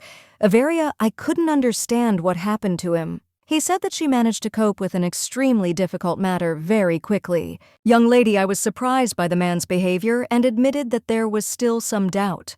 The girl told Harry that the discussion of the situation around sapphires continues. Since there is only one deposit of this stone in the country, and only one Count Nada has a monopoly on its development, That's why Iveria, first of all, she informed the Count about the successful creation of sapphires. Of course, he categorically forbade their sale and demanded that the stones be sold to him. After all the reflections, the girl thought maybe she should conclude a contract with the Count for delivery, and the girl also sent a letter with a similar proposal to the royal family. In turn, they allowed the sale of her stone. But in exchange for an agreement to sell, Iveria must supply the royal family with an impressive quantity of sapphires for free. Harry was surprised by the whole situation, and he just asked if she would do it. Iveria looked at him and said that she would not follow their order. However, the girl knew if something goes wrong, she will direct all her efforts to avoid awkward situations. She asked Harry if she could count on his powers if suddenly something goes wrong. He looked at her with a grin and said that she could always rely on him, adding that he loved war. The tired girl said that they had dealt with one matter, now they needed to talk to the Association of Magicians, since they were in high demand for a magic stone, since they were engaged in the production of magical artifacts. For this reason, magicians are important potential customers. Iveria was very tired, so I had to lure her into the city, and also travelers. The demon looked at her and asked if she only deals with sapphires. Iveria said that if you want to live, you need to spin. Iveria wondered what they had done by saying that the money was now theirs, yes, and so they solved the issue with the wyverns. Harry said that she worked hard. Iveria looked at the fruits of her labor and knew that the armor was already ready, and if she put the new uniform on the knights, it would be a complete combat set. Thanks to Jupiter, the knights' skills were at the highest level, which delighted everyone, especially the Lord, Lionel's. Iveria stood and thought, "Your goal in this world is to find new hidden talents among warriors." But Jupiter said that it was not so. Jupiter said that he had initially chosen her because she had no particular goals. He assured her that she had gotten him without any selfish motives. Sword had never met a man who didn't have revenge in his heart. She didn't want to pull him out for money, fame, or power. He truly believed that he would be used only for good. Iveria was pleasantly surprised and thanked him for his kind words. Iveria looked at Harry and said that soon they would be able to introduce the Dragon Knights to everyone. Iveria asked the young man to train the knights in her place and also said that Jupiter would help him with this. He was shocked and did not want to do this. Jupiter, in turn, did not want to help him. Iveria said that she is responsible for the northern lands, so she does not have a single free minute, and she cannot trust Jupiter to anyone else. Harry hesitated, said that she was absolutely right, but he didn't really want to train them. Iveria said that it was necessary and that she and Jupiter could become friends, but the young people were skeptical. Count Nada was very angry with the young girl because she sold the stones cheaper than he did, and also he didn't like it when someone outside started to interfere in his business, thereby creating competition for him. The servant who arrived began to read out the information that was set out in the letter, namely, the girl was selling stones at 10% below their cost, and when concluding a long-term contract, the price was also reduced. After the young lady started selling her stones, their supply to the Mage Association decreased sharply. The Count was outraged by the girl's behavior, since in the letter she tried to appear polite, but with her subsequent behavior she stabbed the Count in the back. The Count was sure that the girl had secured the support of the royal family, and he shouted furiously that she would not get away with it. The tea party was held to introduce the Dragon Knights, when the only nobles invited were not the capital's nobility and the local ones. The beau monde was excited, and everyone only talked about Arel. Preparations were underway for tea. Iveria asked the Baron if the sapphire cufflinks were ready. The Baron brought the girl a whole box of precious cufflinks. He said that they had used cleansing magic and prepared one for each invited guest. The young lady was very glad that everything was going as it should. Iveria said that those who receive the jewelry will spread the word about it upon their return. Then the 100 personal nobility who pride themselves on following fashion will flock to Arel. The Baron was surprised by such words. He asked the girl if she had not invited all the capital's nobility to the city, but the young lady only said that it would be very bad to invite them directly and at the same time take advantage of position. The Baron said that some of the signs would still come to them. The man said that Count Nada would grace them with his presence. Iveria was a little surprised, since she had invited him only because she expected him to refuse, but apparently curiosity got the better of him. The Baron said that when they examined the hot springs, quite strong currents were discovered. However, its exact location could not be determined. Everia said their priority is to develop the sources and then pass the information on to geologists and continue the research. Their conversation was interrupted by Emma. She came and said that it was time to go to the party. Everia said that she and the Baron could continue their conversation after the event. The Baron agreed with her. Everia. She walked and thought about how much time it would take to change clothes this time. The maid frantically asked her mistress to hurry up, since they had very little time. Harry tried on his new uniform and waited for his companion. Everia came out and saw Harry. He shouted that he was already waiting for her downstairs. Harry saw Everia approaching and froze in place. She was truly beautiful in a white dress. He could not say a word. Everia walked gracefully toward him, a stone of her own making adorning her chest. The girl approached him and saw that Harry was looking at her intently. She asked the young man what had happened. He looked at her and said that she looked different today. She said with a smile that it was true that he had never seen her dressed like that. Everia. She said that the maid had taken good care of her and that she didn't look like herself at all in that outfit and hairstyle. The demon was embarrassed and said that she was very beautiful. Harry said he really thought so, not because she said so. Everia froze in place. Having gathered, they went to have tea. There were a lot of guests. The young lady communicated in a friendly manner and also got to know all the guests who came. The Count approached her and said that it was a great honor for him to receive her invitation, and after thinking it over, he decided to meet the young lady without reservation. The girl said that she was very pleased to meet him and introduced herself. Everia didn't expect him to grace them with his presence, because he was, after all, a very busy man. The Count said that he was a specialist in such a difficult industry, and he could not help but come, since his young colleague was starting her own business. They communicated politely, but there was tension between them, like between future enemies. The girl decided to joke about him a little in order to diffuse the situation. He didn't appreciate the joke, and she said that it was just a harmless joke from a younger colleague, so he shouldn't hold a grudge against her, after which she asked her to forgive her, since she had to give a welcoming speech. Everia raised her glass and thanked all the guests for coming. Everyone had been waiting for this moment for quite a long time. The young lady did not want to take up the guests' precious time and immediately presented a new pride, Arella. The young lady proudly introduced the Ice Knights to all the guests who had arrived. They flew above her head. They soared in the sky like a flock of winged, carefree, wildly beautiful dragons. After their colorful appearance, Harry and Lionel they divided into teams and demonstrated an imaginary fight in the sky. In a frantically colorful fight, the demon won. He was beautiful and was also the center of attention. Everia, she was standing and watching the most outstanding performance when suddenly all the knights landed and headed towards her. She was excited and did not understand why they were all heading towards her. They came closer, on their knees, and said that they wanted to swear an oath of loyalty to her, and from now on they would be her knights.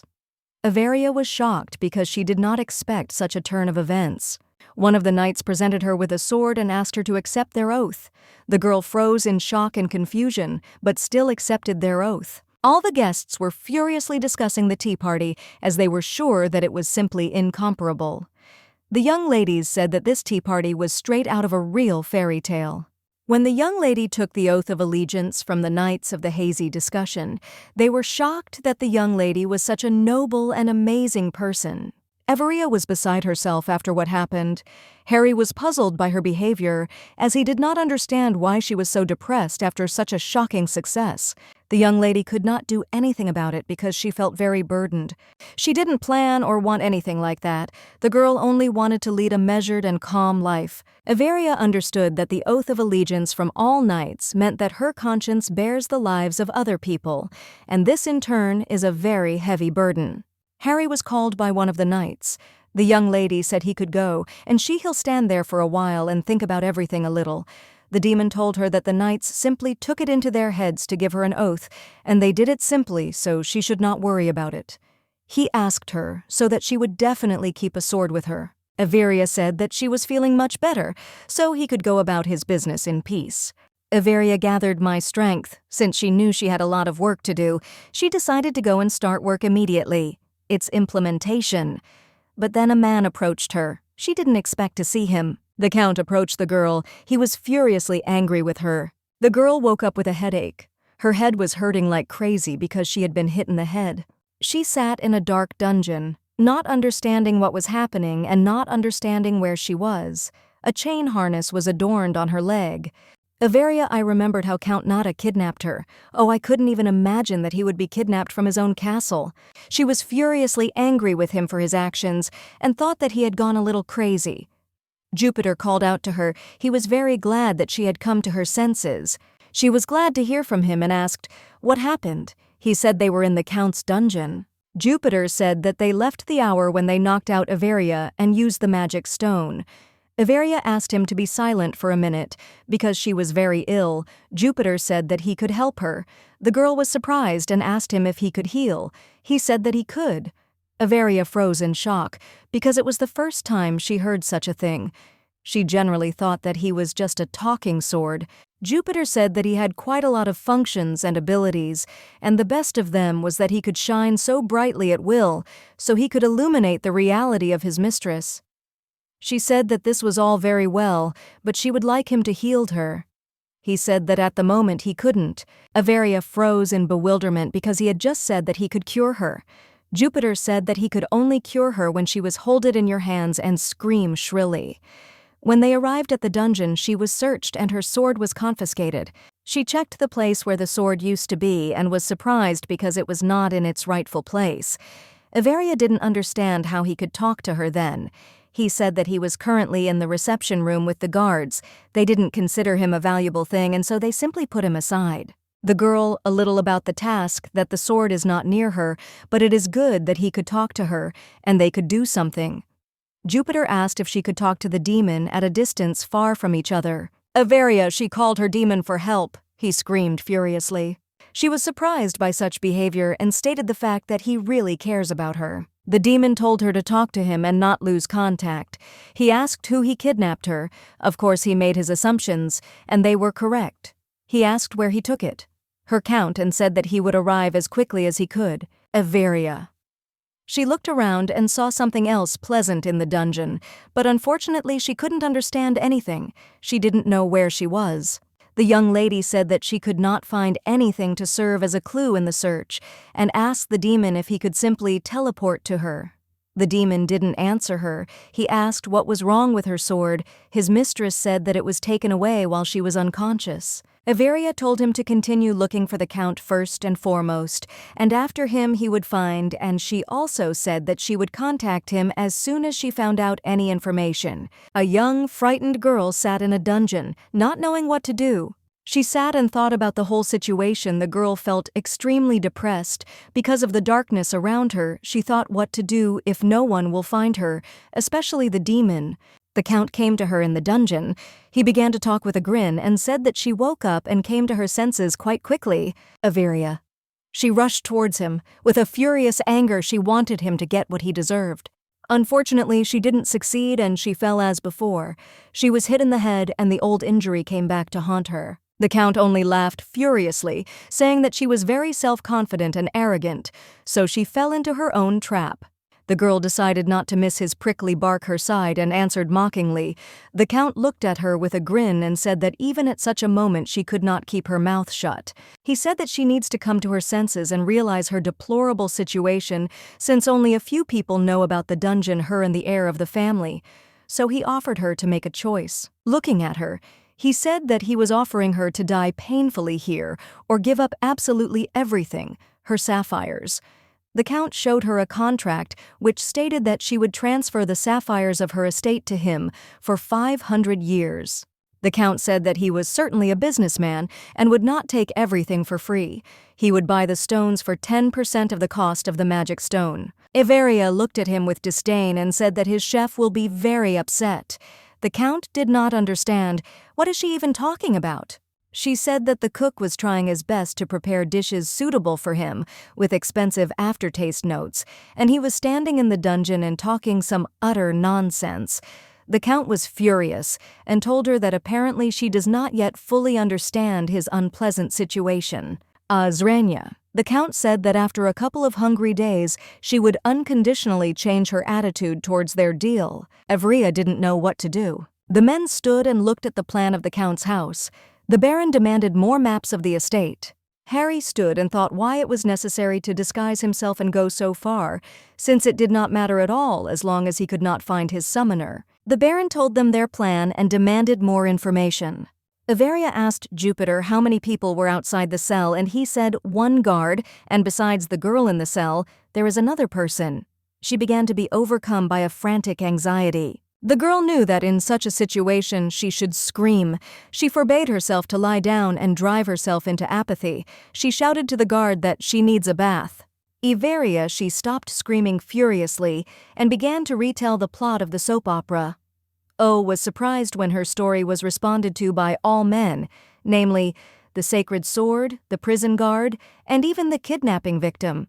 They ex-hotels find out what happened next and shouted her so that she would quickly tell them the whole story. She decided not to give up and go until she won. She said that she could not tell the story anymore because her throat hurt and she just wanted a glass of water. To find out the continuation of the story, the guard brought water. Averia said that she felt very unwell and asked him to bring a glass of water closer. Averia told Jupiter to turn on one of the functions, namely the halo, for 5 seconds. This maneuver was very helpful since he blinded the guard and she managed to escape from the cell. When the girl left the cell, she asked Jupiter to take care of her head. Jupiter in turn asked if she wanted to be completely cured. Averia said it would be strange if she appeared completely healthy after being kidnapped. As the young lady walked through the corridors of the dungeon, she heard a man's voice asking if she had managed to escape and asking her to help him escape. Averia helped. He managed to escape from prison, and he thanked her frantically for saving him. Averia. I asked the prisoner how long he had been held captive. The man said that he could not say the exact time, but according to his internal clock, he assumed that he had been held there for about 6 years. The young lady was shocked by this news. The man said that he was dragged into the cell before he could understand what was happening. The man said that his father was a former count, but his uncle beat him with furious cruelty and took his place. Averia, I sympathized with all my pity that he had to go through. The prisoner said that he could lead her out of the labyrinth of dungeons, since when he was being prepared for the title, he learned about a secret passage that leads outside. The Baron and all the men present were frantically looking at the maps of the Count's estate. They found a secret passage that was supposed to lead them outside, with the help of which they were going to penetrate the castle and begin searching there. The Baron came up with a plan and said that he was pleased with it and it was not bad, but that several people needed to go for its effective implementation. He asked if there were any volunteers among them. Harry said that he would go alone. The Baron said he knew how a man felt, but to go alone, this is wrong and dangerous. The demon said that he could handle everything alone, and the rest would only get in the way and get underfoot. The Baron watched the young man who flew away on the dragon and thought that the girl had in her close circle the same strange people as herself. The girl and the prisoner walked through the tunnels towards the exit. The young lady wanted to know how soon the Count would learn of their escape, but the prisoner assured her that he will find out no earlier than tomorrow, and even if it turns out that they have fled, he will first think that they have gone down the stairs, since the passage they took is intended only for the air. Averia was glad to hear such information, and also asked why the Count had imprisoned him for such a long period.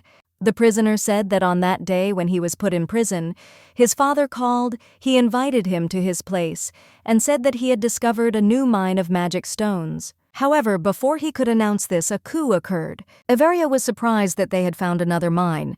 The man said that only he and his father knew the location of the mine. Averia asked what he would do after he left the labyrinth. The prisoner said that he would definitely take revenge on his uncle, because he wants him to feel everything that the young man himself experienced. Averia said that it would not be easy and introduced herself to him, and she also said that if he needed any help, he should feel free to contact her. She would be happy to help. The girl also asked, don't judge her by her appearance because she can do a lot, adding that this uncle has his own score to settle. The man was surprised by such an offer. He thanked her for her words. The man said that although he was practically free, he still felt hopeless, as if too much time had passed, but he still thanked her for her help and said that he would definitely find a way to repay her for her kindness. The young lady said that if he wants to thank for her kindness, he must develop the mine, but never shake hands with the crown prince. The man was puzzled. He did not understand why there was such a hereditary principle. The girl said that it was a very long story. Their short conversation was interrupted by some noise. "Avery, I didn't understand what happened." She was furiously frightened, turning to the prisoner and saying that he said that no one knew about this move.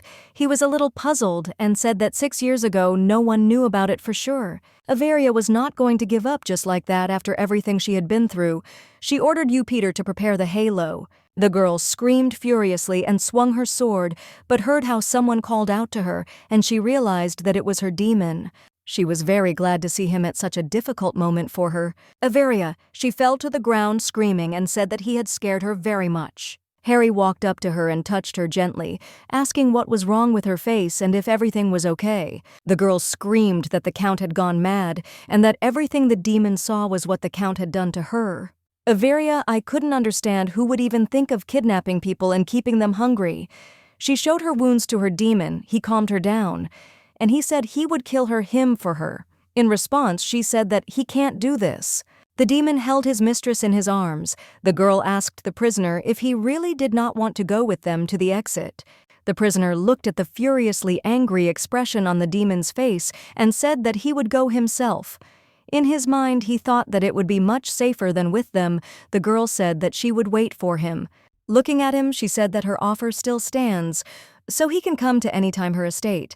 After the whole situation, the girl returned to her castle and took a short sick leave to get some rest and come to her senses. On the last day of the girl's vacation, they reported that a long-awaited guest had come to visit her. She was incredibly happy. His appearance. The man changed considerably after his imprisonment. He looked at the girl and said that she was quite popular. "Averia," she said with a smile that she did not immediately recognize him and was confused by his transformation. The man enlisted the support and help of the young lady who owed him. He has 5 of his own dragons and knights. With her help, all the Count's malicious deeds were revealed to the world. The man told his uncle that he was not going to kill him. Instead, he will atone for his guilt for the rest of his life in the same dungeon where he imprisoned his nephew. After this, Brian took back what belonged to him by right. After that, they developed the mine together, which was sold at a reasonable price. Averia sat at the table with her father and brother in the estate, which was the capital. The young lady's father said that he was very glad that they were able to come to the capital. Her brother asked what had happened to the young lady, but the girl said that everything was fine now and therefore he shouldn't worry about the past. He looked at her in surprise. A few days after the kidnapping, the Baron brought the young lady a letter in which the Duke wrote that she should immediately come to the capital. "Averia, I didn't want to go to the capital. The defense asked if it would be possible to simply hold a ball for the occasion in her castle. The Baron said that she should go. It's a ceremony, her coming of age. And besides, the Duke asked her to go because of personal concerns about her life. The Baron also asked her so that she would do everything necessary to attract more clients to her for her first business." Upon returning to the room after the meal, the demon asked how everything went. The young lady was shocked that he had transformed into a human and told him that he could not come out here whenever he wanted. He was surprised and could only ask why she thought so. She said with a smile that there were a lot of unfavorable rumors about her. The girl was worried that after such a long absence, she might be seen playing with the handsome saint. The demon said that he doesn't care what others say. She said that she doesn't like what they say, and if rumors of this kind reach the public, it will be very bad. Harry said that he would deal with them before they could say anything, and the girls really liked his proposal. She decided to change the subject and asked how things were going under the pressure of his desires. Averia knew that quite a long time had passed since he had hunted wyverns. Harry hesitated to answer after such an intimate question. Averia asked if he should recharge, as the lack of satisfaction could play a cruel joke on them. The girl asked, what will happen if suddenly he'll go crazy like last time she was kidnapped? She came closer to him and said that they needed to do this process as often as possible so that he could not break down. Harry liked the idea and they shared a passionate kiss. After a passionate, furious kiss, the girl asked if it was enough him to recharge. Harry thought for a moment and said that he didn't think so, and kissed her again with tenderness and stormy passion. After a passionate kiss, he said that he's had enough and he's recharged. The girl was embarrassed and said that he was a very simple and honest demon, but in her heart, she demanded a continuation.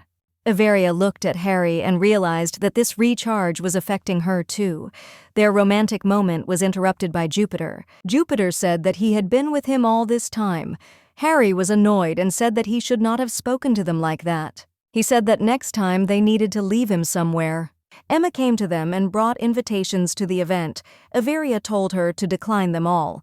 Averia knew that she was absent for not the most pleasant reasons, so it would be better if the girl announces her return at her coming-of-age ceremony. Emma provided. When she received an invitation from the king himself, the young lady was very surprised. Averia remembered the letter she sent to the king. There was an innocent threat to His Majesty, since she thought that she would not leave the confines of her castle until the end of her days.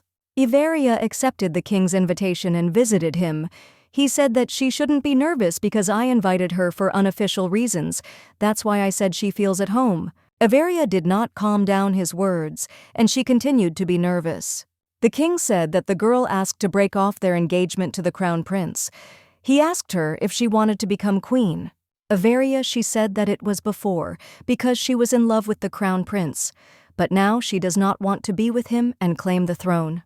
The king said that he understood perfectly well and asked for forgiveness for his son, said that he knew about his frivolous side and does not support him in that he committed adultery. Averia. She said that everything was fine and that he shouldn't worry about anything, since she was sure that a person can change. The young lady apologized to the king for her letters and promised him that she will not send any more. He received threatening letters. The king looked at her and said that she was pleased. Such an interesting person. Upon returning to the estate, the girl screamed furiously. She was unhappy with the king. Her personal demon asked her if everything was okay with her and how the visit and the conversation with the king went. Averia said that she did not like communicating with the king, as he constantly sent barbs her way and did not miss a chance to accuse her of something. Harry asked her if maybe he should kill the hated king. Averia said it would be a betrayal against the crowns. Harry asked if they were going to do it anyway, maybe they should remove everyone and make her the one. The girl said with a smile that it would be quite a troublesome process.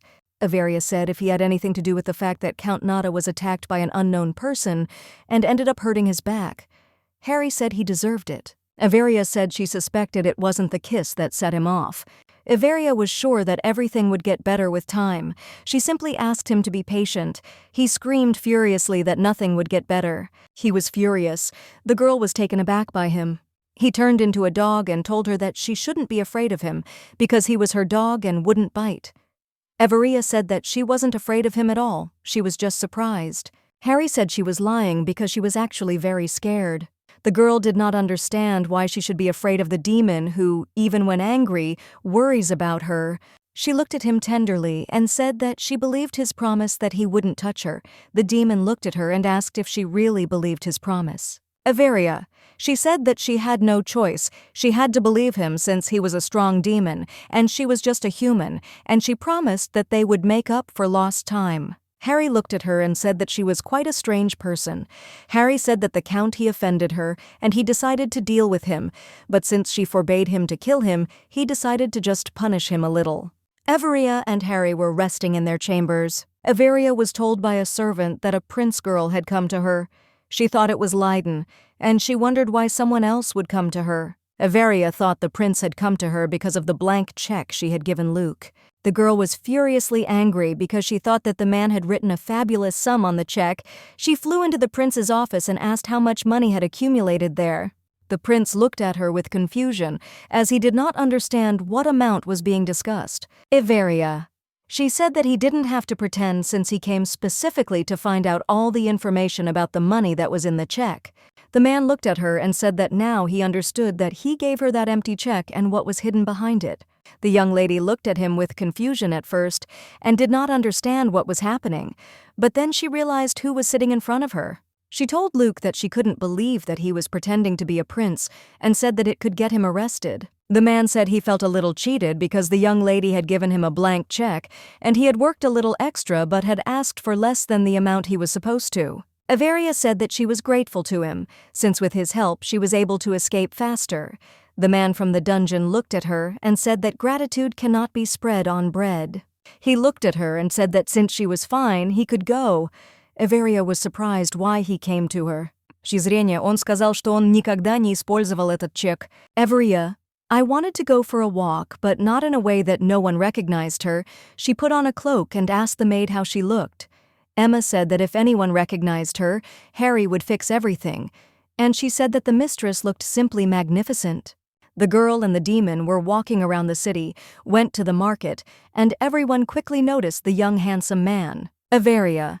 She said that she had completely forgotten how insanely beautiful the demon was. She had gotten used to his beauty, but people looked at him insanely.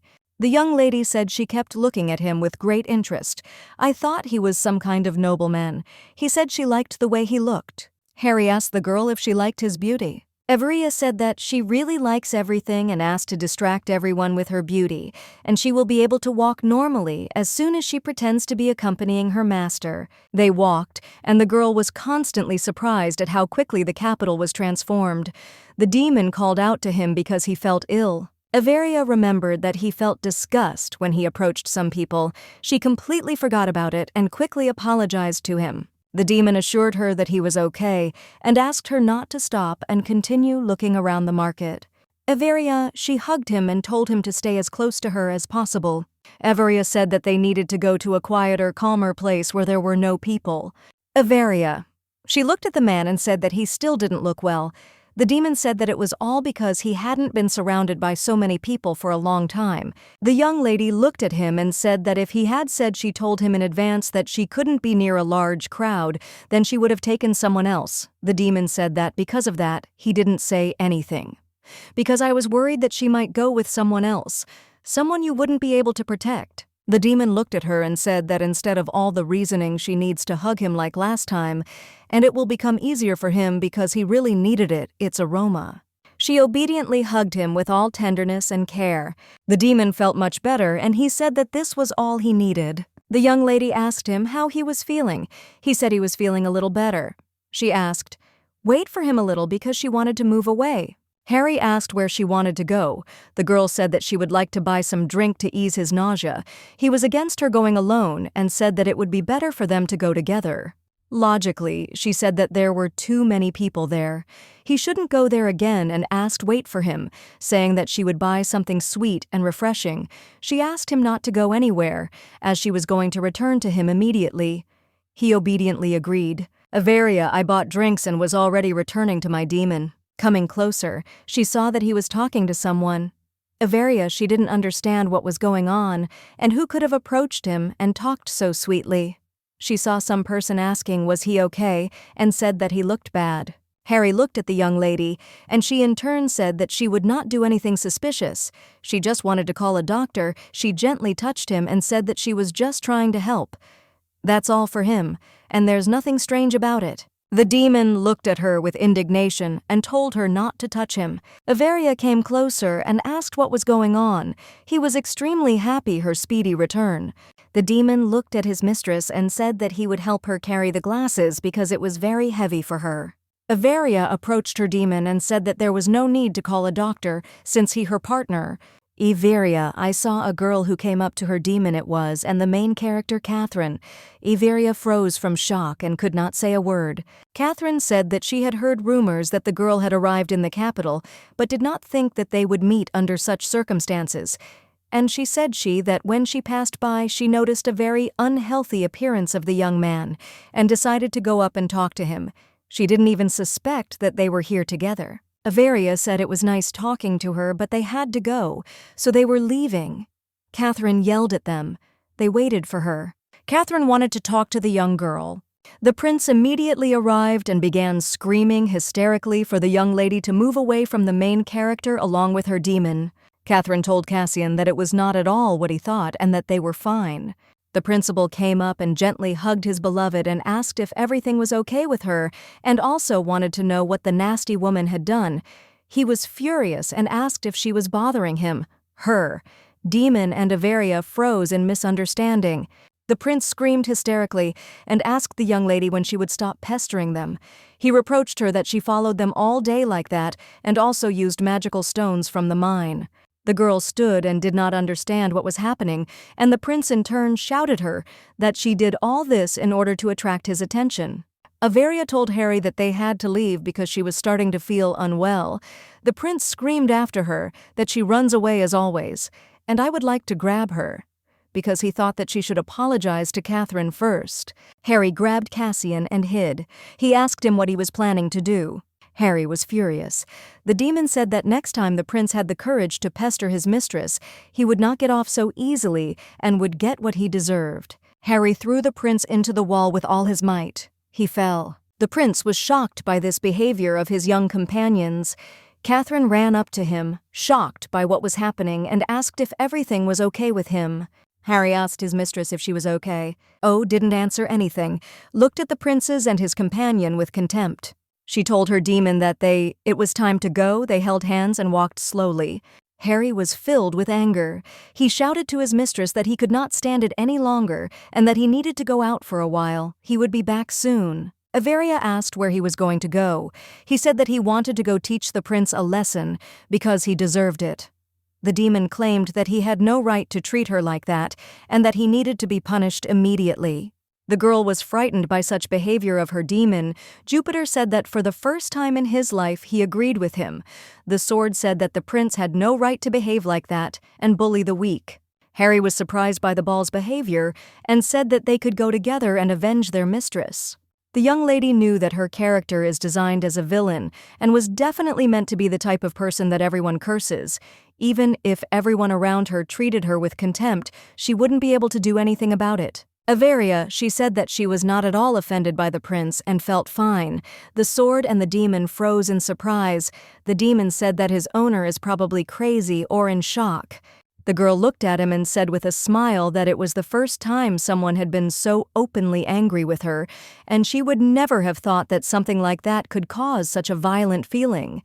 The young lady thanked Demon and Jupiter for what they were going to do, but said that she doesn't need this at all. The demon told her not to worry because he would protect her, and in the future, so that she didn't have to be angry anymore.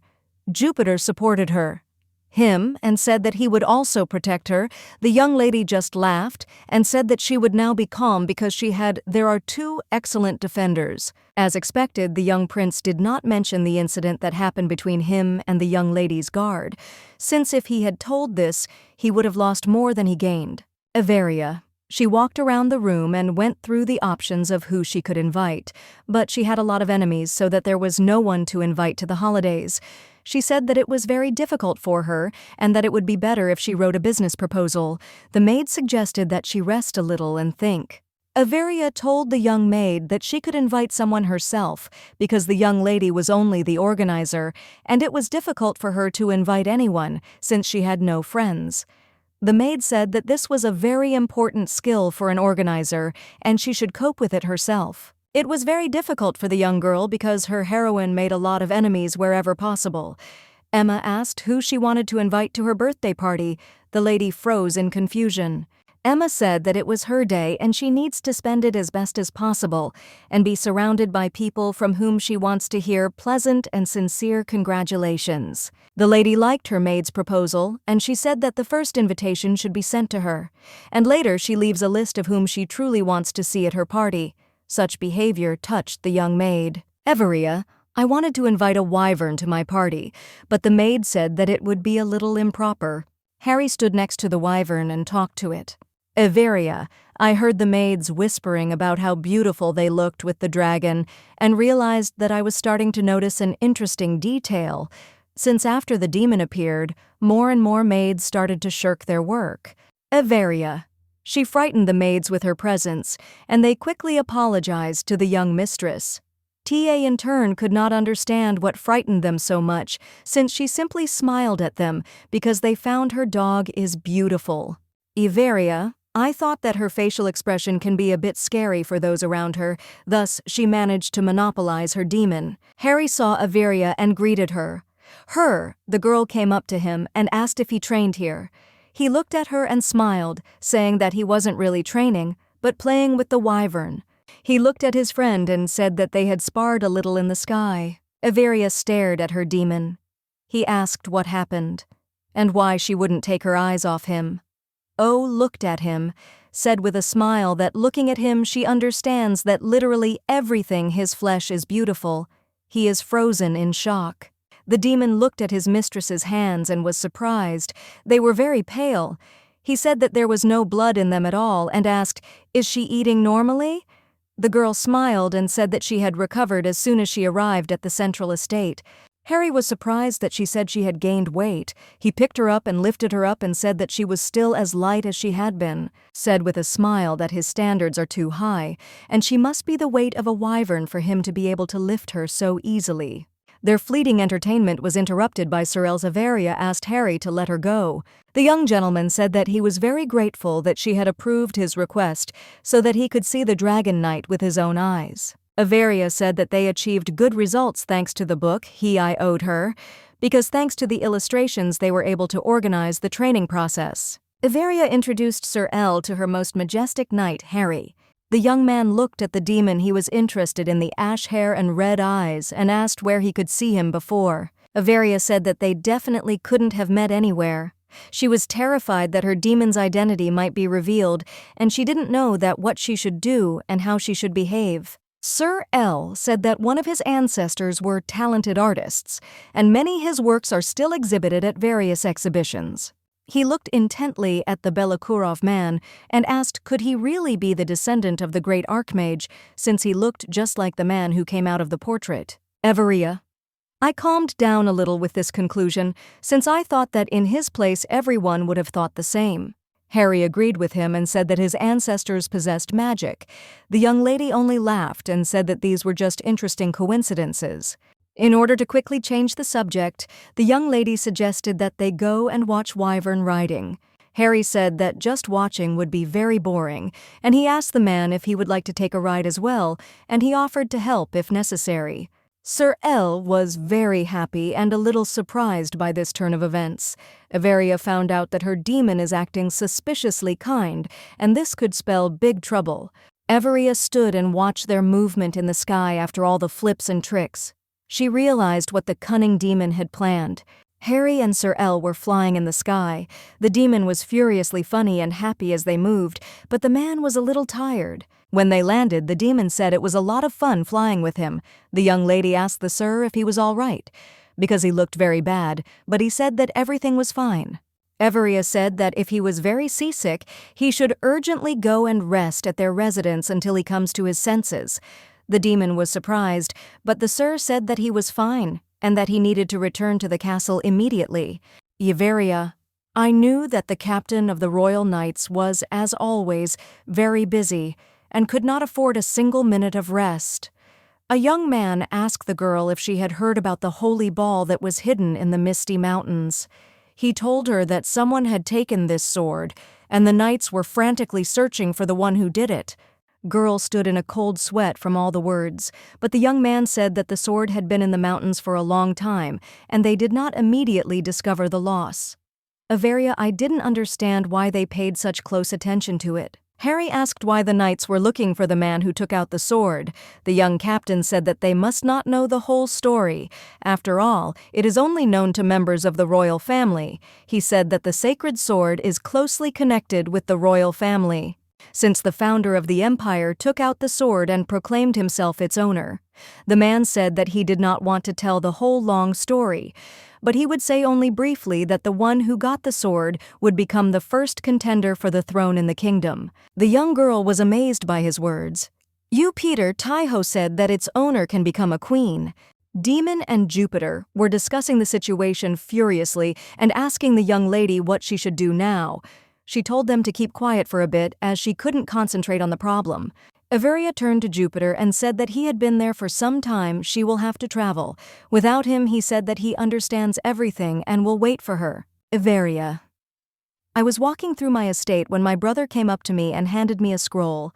She looked at it furiously and was a little stunned by everything that was in it. The girl, with fear in her eyes, asked her brother what it was. The young man said that this is a list of gift options for her birthday and asked, choose about 30 of the best. He said that as soon as she finally decided on the gifts, their father would finally be able to focus on his work. That's why he asked her to make a choice quickly and tell him about it. The girl said that it was too many gifts, and she doesn't care at all that she will get her birthday, and she can even do without gifts. That's why I asked my brother for a favor.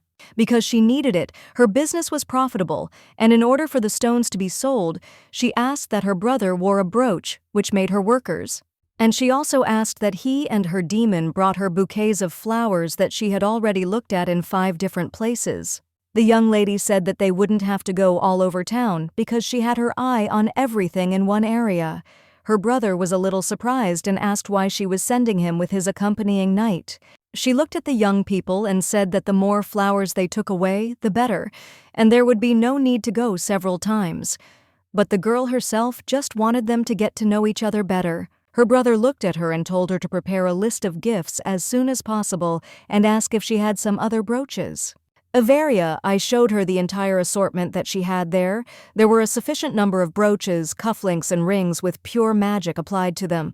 Her older brother said that the cufflinks looked very interesting and elegant, so much so that she could personally give them to her father. The girl was perplexed. The man said that it would be more correct if she first gives her father some gift from her collection rather than to him. She hesitated a little, and her brother said that she should give him the gift personally. He added to his words that it was the least she could do after making him wander around 5 different stores. Avaria. I was a little puzzled and didn't want to go to my father, but I still made up my mind and knocked on his office door. He discovered it himself. The door scared her a little. Her father invited her into the office. The girl thought that she had chosen the wrong time and would like to leave quickly. She said she brought it. He got the first sapphire cufflinks that they produced themselves. They were infused with pure magic, and she asked him to accept them. She hoped he would say that he doesn't like them and she will be able to quickly remove them and leave as soon as possible. The father looked at the girl, then at the cufflinks and said that they looked quite interesting and asked her to put them on him personally. Avaria. I was a little taken aback by this and didn't know how to behave. She said that it would be better if you put them on one after the other. He agreed with her. Putting them on, the girl thought that it was quite difficult, but when it happened, it was very beautiful, and she was happy with her achievement. Father said that the prince and his bride will have an engagement ceremony on the very day when it will be his daughter's birthday. The Duke was furiously angry because he could not change the date of the birthday party, since invitations had already been sent out to all the guests. The young lady was not as upset as her father, and said that there was nothing wrong with it. There would just be fewer guests at the birthday party than planned. The Duke told his daughter that she shouldn't worry about this problem ahead of time. He will do everything in his power to make the birthday the best one. The young lady thanked her father for his efforts. Later, different companies began to actively discuss how the celebration would attract more guests and who would go where. Avaria was actively getting ready for her birthday party, and during all the procedures she was active, engaged in work processes, but the maid asked her to take a break from work and pamper herself and her skin a little. Avaria looked at Emma and said her that she could take a break from caring for her skin and focus on her business, which was doing very well. The maid was furious because she said that such a celebration could become a topic of discussion, and she should look magnificent. Therefore, the young mistress decided to give up the reins of power to the maid and do everything as she says. Emma invited several young ladies who could do with her mistress the most beautiful lady for the holidays. The young ladies did all the procedures so that she looked her best. One of the invited ladies said that light-colored dresses are often used in honor of a birthday. However, she was sure that a dark-colored dress would look more sophisticated on a lady. The young lady thought that since Catherine would wear white attire for the ceremony, she should wear something different, to avoid stupid comments in her side. After looking at the board, she said that she really likes the idea of dark colors. The young lady was very pleased that Mrs. liked her idea. She suggested her a crimson dress that will modestly cover the chest and neck. However, at the same time, it will openly expose the back in order to give the lady charm. Avaria. I couldn't decide on a dress and hairstyle, and the young lady asked how OD gentlemen will be accompany her, since they can then decide more clearly on the style for the young lady based on it. Averia. She said that there, in the corner, there was a knight who would act as her escort. After the young ladies saw the insanely beautiful demon, they were stunned by his beauty. The girl looked at her demon and remembered how he felt very bad when they were surrounded by a large crowd and said, "He is quiet, that he cannot go with her and she must go with someone else," since it was very difficult for him recently. He looked at her and said that he could not do anything and he would go with her, but she said in a hurry that she would go with another knight. After her words, they looked at each other furiously. The demon was perplexed and decided to approach her, and kneeling down asked her if she would go to the ball with him. The young lady hesitated, not knowing what to answer. But then she looked at him, and with all tenderness said that she would go with him. The young maids prepared her for the exit. She was amazingly beautiful in her outfit and beautiful hairstyle. Harry saw her and was stunned. Averia asked him what was wrong with his face. He turned very red and asked her so that she doesn't tease his. Averia came very close to him and asked if she looked beautiful today. He hesitated. I don't know what to answer. She didn't stop tease him, but later apologized and said that he was too nice and she couldn't just miss her chance and not tease him. He sat on the floor and asked her to leave. She was amazed. His behavior. She asked him what happened. He grabbed her hand and pulled her towards him and hugged her with tenderness and loved her tightly. He asked, can she just put on a serious face or leave when he asks her to? He said that it is a demon and she should have been at least a little scared and left. But the girl with a calm voice said that it was good that she was not scared and did not leave. Averia said she wasn't afraid him, and no matter how hard he tries, he won't scare her because she's only afraid of death. He tenderly kissed her hand, but the girl said that they couldn't do it now because they might ruin her makeup and hair. Harry said that she shouldn't hug or kiss anyone other than him. A lot of people came to the celebration, but some of them whispered and wanted to go to the celebration with the royal family. The beloved and insanely beautiful dragon knights arrived for the celebration on their wyverns. The guests present began to whisper because they knew that the knights had sworn allegiance to the young lady. The gnome guests also came to the celebration and were amazed because they knew that their kind does not like to interact with people. Following the dwarves, the count arrived who owned the mines of magic stones. The commander of the royal guard and the first prince also arrived for the celebration. Since the holiday was in full swing, the demon and his mistress went down to all the guests. The young lady was charming. She looked at all the guests, i.e., they were simply amazed by their exit, and she briefly asked Jupiter if he had accidentally overdone it with the halo, but then he hesitated and said that everything was fine, since this was his best ability. Harry looked at her and said that she looked simply amazing, and everything is good. The demon said that even without the halo, she looks absolutely stunning. Jupiter confirmed it. The girl asked them with a smile when they managed to become such friends. He approached them.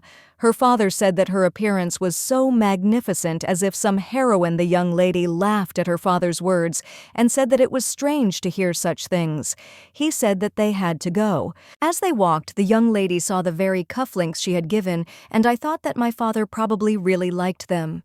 Her father thanked everyone for attending the coming-of-age celebration his daughters. Her father gave her a very expensive necklace. She was amazed and very shocked, because she knew that this necklace was very difficult to get. After the Duke gave his daughter a gift, everyone started whispering, because they didn't know that this necklace was found during the war and sent to a museum. The value of this artifact is extremely high. After all, it was worn by the country's very first queen during her coronation. There have been a huge number of attempts to bring back his, however, they were all unsuccessful due to major financial restrictions. Was puzzled what was wrong because the girl wrote on the list that she wanted them, but the young lady said that she just wrote them down to fill out the catalog. He asked if she liked the gift, but the young lady didn't say that. She really likes it, but it's too expensive a gift. The girl's brother came up to them and gave them emerald earrings. She thanked him. His because she really liked the gift. And after this there was a flurry of all kinds of gifts, but none could compare with the Duke's gift. Rapash approached the young lady, and she was very happy to be present at the celebration. She said that she was giving the girl the whole universe right now. She broke the small stone that was in her hand, and the room was illuminated with an insanely beautiful glow. The young lady was very happy, as she liked the surprise very much. Everyone continued to have a wild time at the holiday, but the young lady knew that she lacks presence, her demon. She went to look for him and went outside. Harry asked what she was doing here. Iveria said she was waiting for her dance partner and asked him to go dance with her, and if he doesn't know how, she will teach him. The young man was furious. He said that he was actually the king's archmage and that he could dance, and also asked where the cloth was. Her dress. She said with a smile that this was the design of the dress and asked if he had seen it before. They started dancing on the balcony, their first dance. The demon asked the girl if she wanted to see her gift. She was intrigued. He pulled her closer with tenderness and warmth and kissed her. In a passionate kiss, he handed over his little gift. The young lady froze in confusion. The demon said that it was her gift.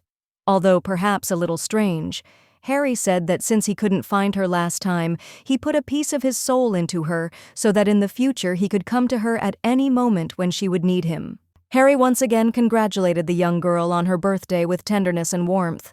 The young lady was a little embarrassed by such a gift and asked him why he was doing this only now. The demon froze in shock and said that such a thing has special abilities, for example, a side effect like an incorrectly taken medicine. Everia was embarrassed and said that it must have been difficult for him to make such a choice. She thanked him for such an unexpected gift. The demon moved away from her a little and said that the soul particles exert some influence on each other, adding that if she gets hurt, he will get hurt too, but if he gets hurt, she will be fine.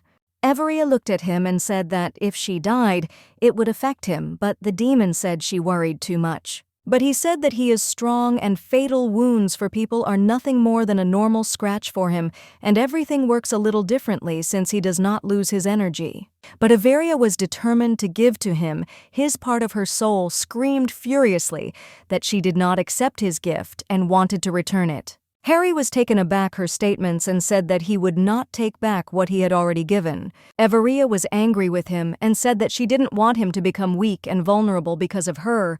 She knew that she would not live a long life, and he who could live for thousands of years would suffer because of her. She came up to him with lightning speed and kissed him as she wanted him to take his part of his soul back. She screamed that she really couldn't take on such responsibility for someone. The girl hurried to leave him. The demon asked where she was going. The girl said in a rage that she was going far away because she did not want to see such a stubborn demon. Less than 5 minutes later, the girl returned to the demon and asked for help. He was a little surprised and said that she had just left him. Averia said that she has no time for their disagreements now. There is another reason for concern. Everia said that Sir El had a magic bracelet that revealed the presence of a magic sword. The royal guard wanted to check the girl's sword. She told her demon that if something unexpected happens, then we will pretend that she is overcome by weakness, and the demon must catch her and take her to a secluded place. The young commander looked at the sword and said that it was sacred. Averia said that it couldn't be, and that it was just an ordinary sword, but he was sure, and said that his ancestors left behind countless sketches and drawings depicting exactly the same sword. Averia. I got a little nervous and laughed, saying that it was just an ordinary sword, and it looks very similar to the drawings. The commander said that if it's a normal sword, then it won't be able to destroy him right here, and promised to provide absolutely any sword the girl wanted as compensation. The girl looked at him and said that she's not very pleased about that her sword will destroy, but at the same time to her, it's even more unpleasant because there was a terrible misunderstanding between them. She agreed to be tested. The commander took his sword out of its sheath and swung it at the girl's sword to cut it, but unfortunately only his sword cut it. Everyone bowed low over the girl, saying that she was the mistress of the holy sword. The commander said that their royal knights would certainly protect and always stand guard over the mistress of the holy sword. The commander leaned over the girl and took the sword away. When she took it, her reality was illuminated by a beautiful glow. She was in shock and told Jupiter to calm down and not do anything like that again. He said that in such a situation, it was necessary to make a spectacular appearance. The next day, Everyone was furiously discussing the current situation, especially the crown prince. He was shocked and did not understand how all this could have happened. The young prince knew that with the appearance of the girl, he won't get the long-awaited crown his mother used to tell him since he was a child to him, that he has no value without the crown. He did everything with furious zeal to get the crown into his hands. He even had to enter into an engagement with a young lady, but unfortunately she was very dark, selfish, and incompetent, which did not give anyone the opportunity to love her. His thoughts were interrupted by the arrival of his beloved. She begged frantically he didn't get upset so much, because he was sure that everything would be fine. She said that maybe the girl wouldn't inherit his place. The young lady said that the very thought of the sword's owner becoming queen was absurd. He agreed with her and said that he had probably been too worried about it. Averia walked around and was furiously indignant about it. Because of the commander of the royal army, she can't leave the room now as she has become very popular. Into Avery's room and said that they had big problems. Averia, she asked in a calm voice, who was looking to meet her this time, since she already said that she is the owner of the holy sword, and after she showed him that she was feeling unwell and therefore could not accept anyone. Emma hesitated but said that the king himself wished to see the lady. Harry and Jupiter wanted to raze the royal residence to the ground and make a small revolution so that their mistress would quickly become queen. Avery, she knew that she could not miss the meeting with the king and no excuses would change at meetings so that she needed to get ready quickly and go to the meeting. Averia came to the royal court. She was puzzled and did not understand why it was suddenly necessary to organize a trial. Averia hoped that no one would announce her successor as ruler. The men present argued about the appointment of a successor to the king, because they knew that, according to the law of the country, the main contender for the throne was the owner of the holy sword. If he is not there, then the successor is the person appointed by the king. The young girl knew that this was just empty talk, and she needed to have her say. She took a minute to say her point of view. She said that they missed one important thing. That is her opinion. Averia, she said that the discussion was primarily based on whether she wanted to be the successor or not, and she said that they had been wrong from the very beginning and that she was not going to inherit the royal throne. Everyone was surprised by her statement and asked if they understood what she was talking about. The girl said that she had already made a decision long ago and, as the owner of the sword, she with complete confidence renounced the right of succession to the throne. Both principals were in shock.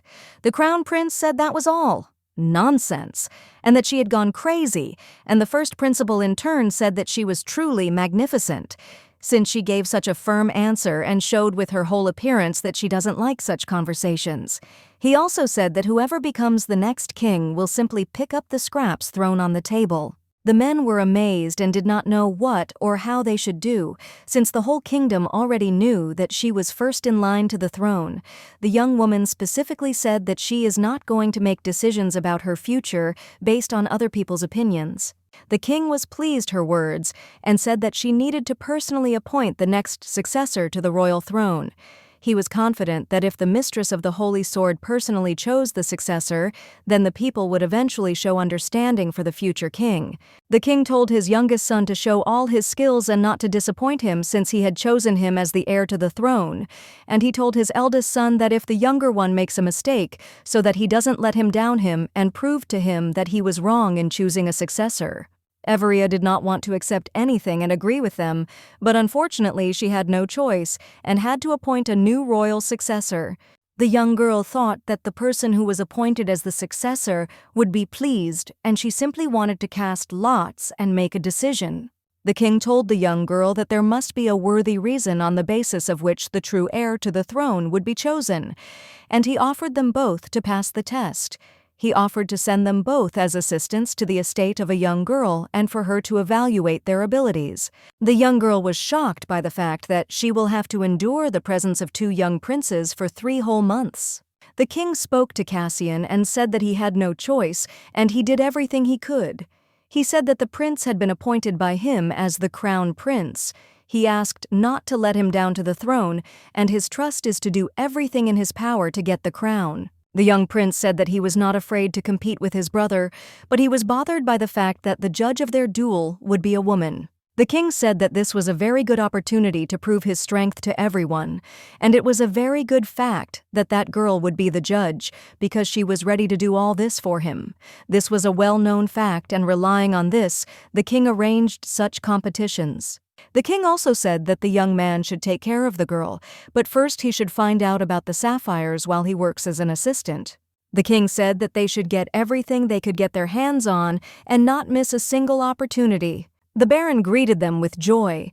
He said that he had received an explanation from the girl but would like to know a few details. The girl said that it's her fault, but the king's will. The baron was confused. He said that she was the owner of the holy sword and she should have stood her ground. The girl said that she was not above the king and could not contradict him. The young girl and the baron prepared a lot of work for the young princes, since they did not have enough workers to sort out the documents. Iveria said that in order to find out the Akim must be the king, and their heart, they must know the heart of the people, and by analyzing documents, they will be able to personally take care of the well-being of the residents. The princes were shocked by the whole mountain of documents, and they asked what their deadline was for completing this task. Iveria said that they have everything they need. There are 5 days, she added that now the inhabitants of the kingdom are more than ever waiting for help from their principals. Iveria came to Rapashi. T.A. met the girl with tears in her eyes. The lady was in shock and asked what had happened.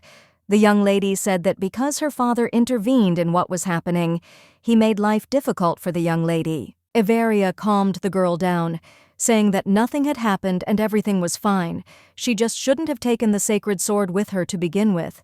And on the contrary, it was even for the best that her secret was revealed, and now she can fear nothing. Iveria came and saw 2 princes lying on the floor, and all the documents were scattered around them. She was surprised by such a sight. The baron said that they managed to finish sorting through the documents in 4 days and immediately fell asleep. The young lady was in shock because she had deliberately given them such a large amount of work that they could only handle it in 5 days. One of the princes said that this is not work at all, some kind of nonsense, and they dealt with it very quickly. Iveria asked, does he really think so? If this is so, then next time she can give them such a quantity of documents that they can easily cope with in 4 days. The young lady told her friend that everything had happened very well, and she asked to pass it on to his father so that he would stop worrying and reproaching himself. Iveria said that she was in debt to the dwarves. Her friend asked if a girl has free time in the evening. The young lady said that her princes have redone everything, and now she has a ton of free time. The friend was overjoyed and said that I have one matter for the young lady. 3 girlfriends secretly made their way into the baron's treasury, namely into the warehouse with alcohol. The girls sat there the whole evening and drank a fair amount of alcohol. The young lady knew that she needs to go to her room and go to bed. Iveria entered the first room she saw. It turned out to be Prince Leiden's chambers. She startled him with her presence. The young lady asked what the prince was doing in the middle of the night her room. He said that actually it was peace and quiet, and looked at her. He asked how much she had drunk. The lady said that she had drunk a little and was not drunk at all. Looking at her, he realized that she was quite drunk. He asked with whom and where she drank. The girl told him everything. He listened attentively. I listened to her and understood that she needs to be taken to her quarters as soon as possible. He said he would go and call someone till she was taken away. Iveria. She said that she didn't want to go anywhere and that she would sleep in this room. The prince looked at her and asked if this was some kind of test. She looked at him with confusion. He realized that this was not a test. She was just drunk. The young prince told her not to leave the room under any circumstances, and he would quickly go and fetch someone. Iveria. She woke up in the prince's chambers. She remembered everything that happened and did not understand why she remembered everything so well. She remembered their conversation with the prince and thought that he probably, looking at her, thought that she had completely lost her mind. Harry saw that she was awake and asked how shocked she was that he was there the whole time. He asked if since she recognized him, she might start recognizing other people in her circle. He was furiously angry with the girl. She asked what happened because she remembered that she simply fell asleep in the prince's room. He was angry and shouted at her. He said that he should be asking what exactly happened to her. The girl asked that she became friends. Harry said that they were very busy at the moment. The baron scolded them for their misbehavior. Harry told the girl not to hang out with them anymore. She just laughed and said that he couldn't forbid it. She has fun with friends. The demon said that her friends teach her bad, and she shouldn't communicate with them. The girl asked the young man to put his cold hand on it so that she could lie on it. Because of this, she felt better, and she asked what happened yesterday after she fell asleep. The demon said that the prince came to her room and told her to him everything that happened with the drunk girl. The young lady was angry and asked him what he was doing so late at night. Her chambers, as this is simply unacceptable at the moment. The demon looked at her and said that in her room are her bed, her shoes, and her books, so it is quite natural that her chosen one will be there. The girl said that this is acceptable when he is in dog form, but when he is in human form, he should not be in her room late at night, as people around them might think and spread unseemly rumors about them. Harry said that his rightful place is next to the girl, and this is not discussed. Averia asked Harry if he wanted to do something. She meant something that wasn't directly related to her. She said she would like to see him develop concerns and new friends besides her. Averia asked Harry what he did when he first came to the world of the living. He looked at her with surprise and said that when he got to the world of the living, he carried out the will of his summoner and constantly killed people. Averia, she said that she did not demand such a thing from him. Harry said that she forbade him a lot of things. The girl said that she would like him to live his life like other people, and not for the desires of his master. She said that they could be like friends, and he could do whatever he wanted. He will want to do other things besides some that she forbade him to do. Harry said he didn't want to be just friends with her. The girl was furious and didn't understand why he said that, and she told us that he would never find such a wonderful friend like her anywhere else, because she constantly cares about others and did not understand how one could say that. He came closer to her and kissed her with all his tenderness. Look at her in her beautiful eyes. Harry said that friends can't do things like that. Oh froze in bewilderment. He smiled at her in response. The girl was furious and told him to leave her eyes. Averia came to the princes and said that it was time for them to resolve issues with more serious matters than paperwork. The girl said that there are more important problems. Since their city experiences 2 rainy seasons every year and there is a lot of precipitation, and because of heavy rains, the river overflows its banks, and this threatens a major catastrophe and flooding of some cities, and this issue requires an immediate solution, since the spring rainy season has caused a lot of damage that has not yet been repaired. The princes were deciding how best to avoid the global problems of the current situation. They argued among themselves. The young lady said that they needed to act together and solve this problem together. Averia said they must take measures at their own discretion to prevent the river from flooding in order to eliminate unnecessary damage and save residents from a terrible disaster. One of the princes asked what budget they had to solve this problem. Averia told them to make an estimate to the best of their ability. She knew that it would not be easy for them to come up with a plan that would convince the Baron of the effectiveness of the actions. The girl wished them good luck and immediately left them. Averia: I discussed information from the prince with the Baron, but the crown prince didn't bring anything. The girl was a little puzzled. Averia asked the Baron for forgiveness for the destruction they had caused. His warehouse. He said everything was fine. She doesn't need to apologize. She said she wants to make a deal with him where she'll replenish her supplies. His pantry. The Baron flew into the hostess's room and said that the rainy season had begun, and they had a lot of problems. Averia was shocked, as it was summer, it's not over yet, and they didn't expect the rains to come so early, because she knew that the rainy season falls in the fall or spring. Oh, I thought she had it. There was still enough time to solve the problem with the rains, but unfortunately it was not so, and she knew that the embankment's not finished yet, just like the dam. The Baron told the girl that the Knights of the Ice Order were building a temporary dam using wyverts, but there is a lot of pain and a serious problem. The princes chased after them in a hurry and asked what had happened. The young lady said that she had no time to explain, so they should go with them. They agreed and went to help their friends. They arrived at the scene and the girl saw with her own eyes the full scale of the disaster. She did not know what to do. The Baron said that she had to make a choice, because if they don't focus on one direction, they will lose both. The young lady knew that she had to make a choice between a settlement with people or the Black Forest where they mined acacia to later make stones. Iveria told them to leave the forest and save the settlement with people. Later it will come down and give instructions on what they need to do. Harry came to her aid. She asked what he was doing here. Didn't he fly on a wyvern, and asked it gets to work faster. He looked at her and said that if she asks him, he can save both places. The girl looked at him with confusion. He said that she could ask a favor of the best demon that ever existed in the world. She was shocked and said that she didn't think about it right away. She asked him not to let the river overflow its banks. Harry said the request was accepted with tenderness and kissed her hand. With the help of his blue flame, he began to make his plans come true. Everyone looked at him and the blue flame with great fury. They didn't know what he was going to do.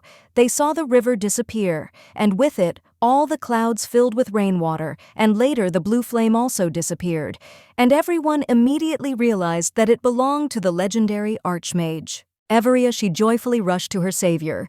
The girl said that he looked very pale. He hugged her, holding her in his arms, and told her not to worry.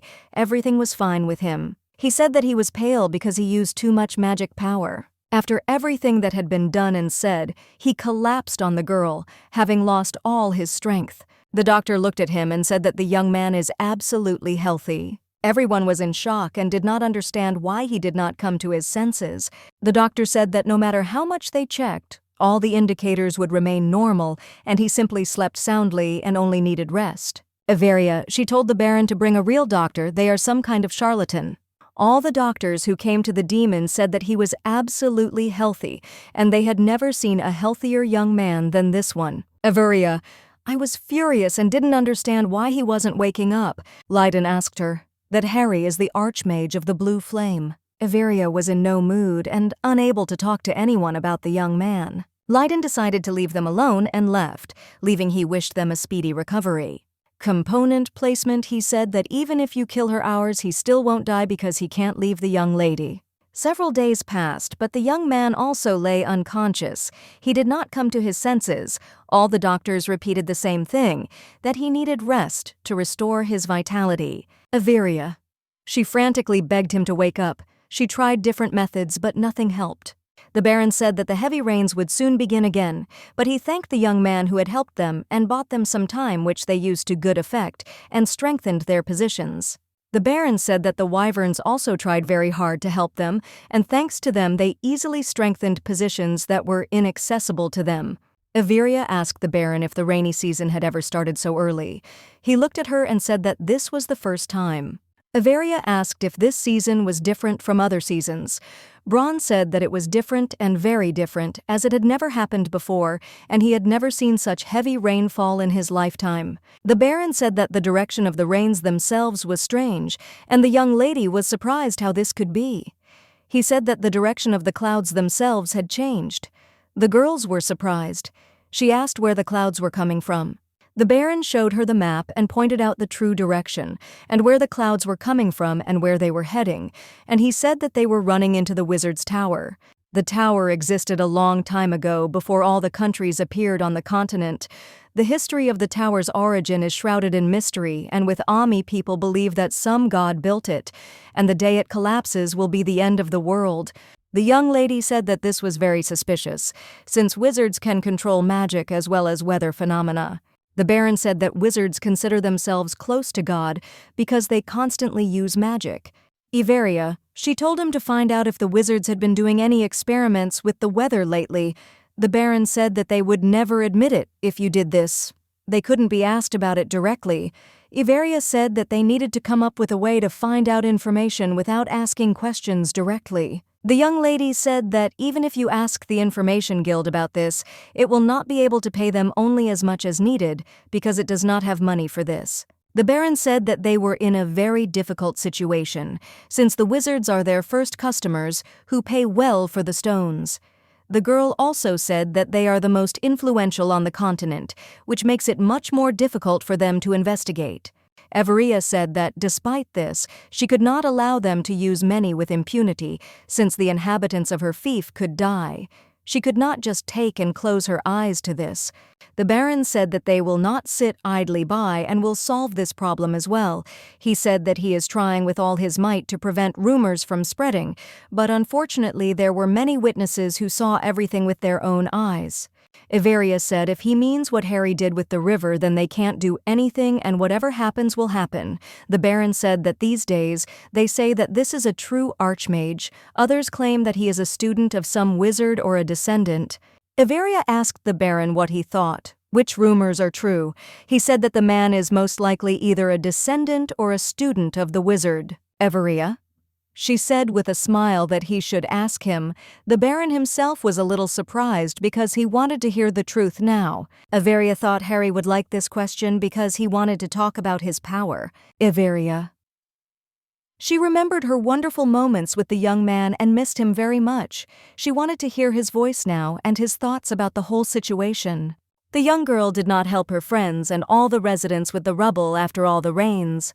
Leiden saw a girl and said that they told him that she was looking for him, however, and he was surprised and asked what she was doing. Iveria said she helps people repair damage caused by the flood. The man was surprised that she came to the rescue and personally helped with the damage.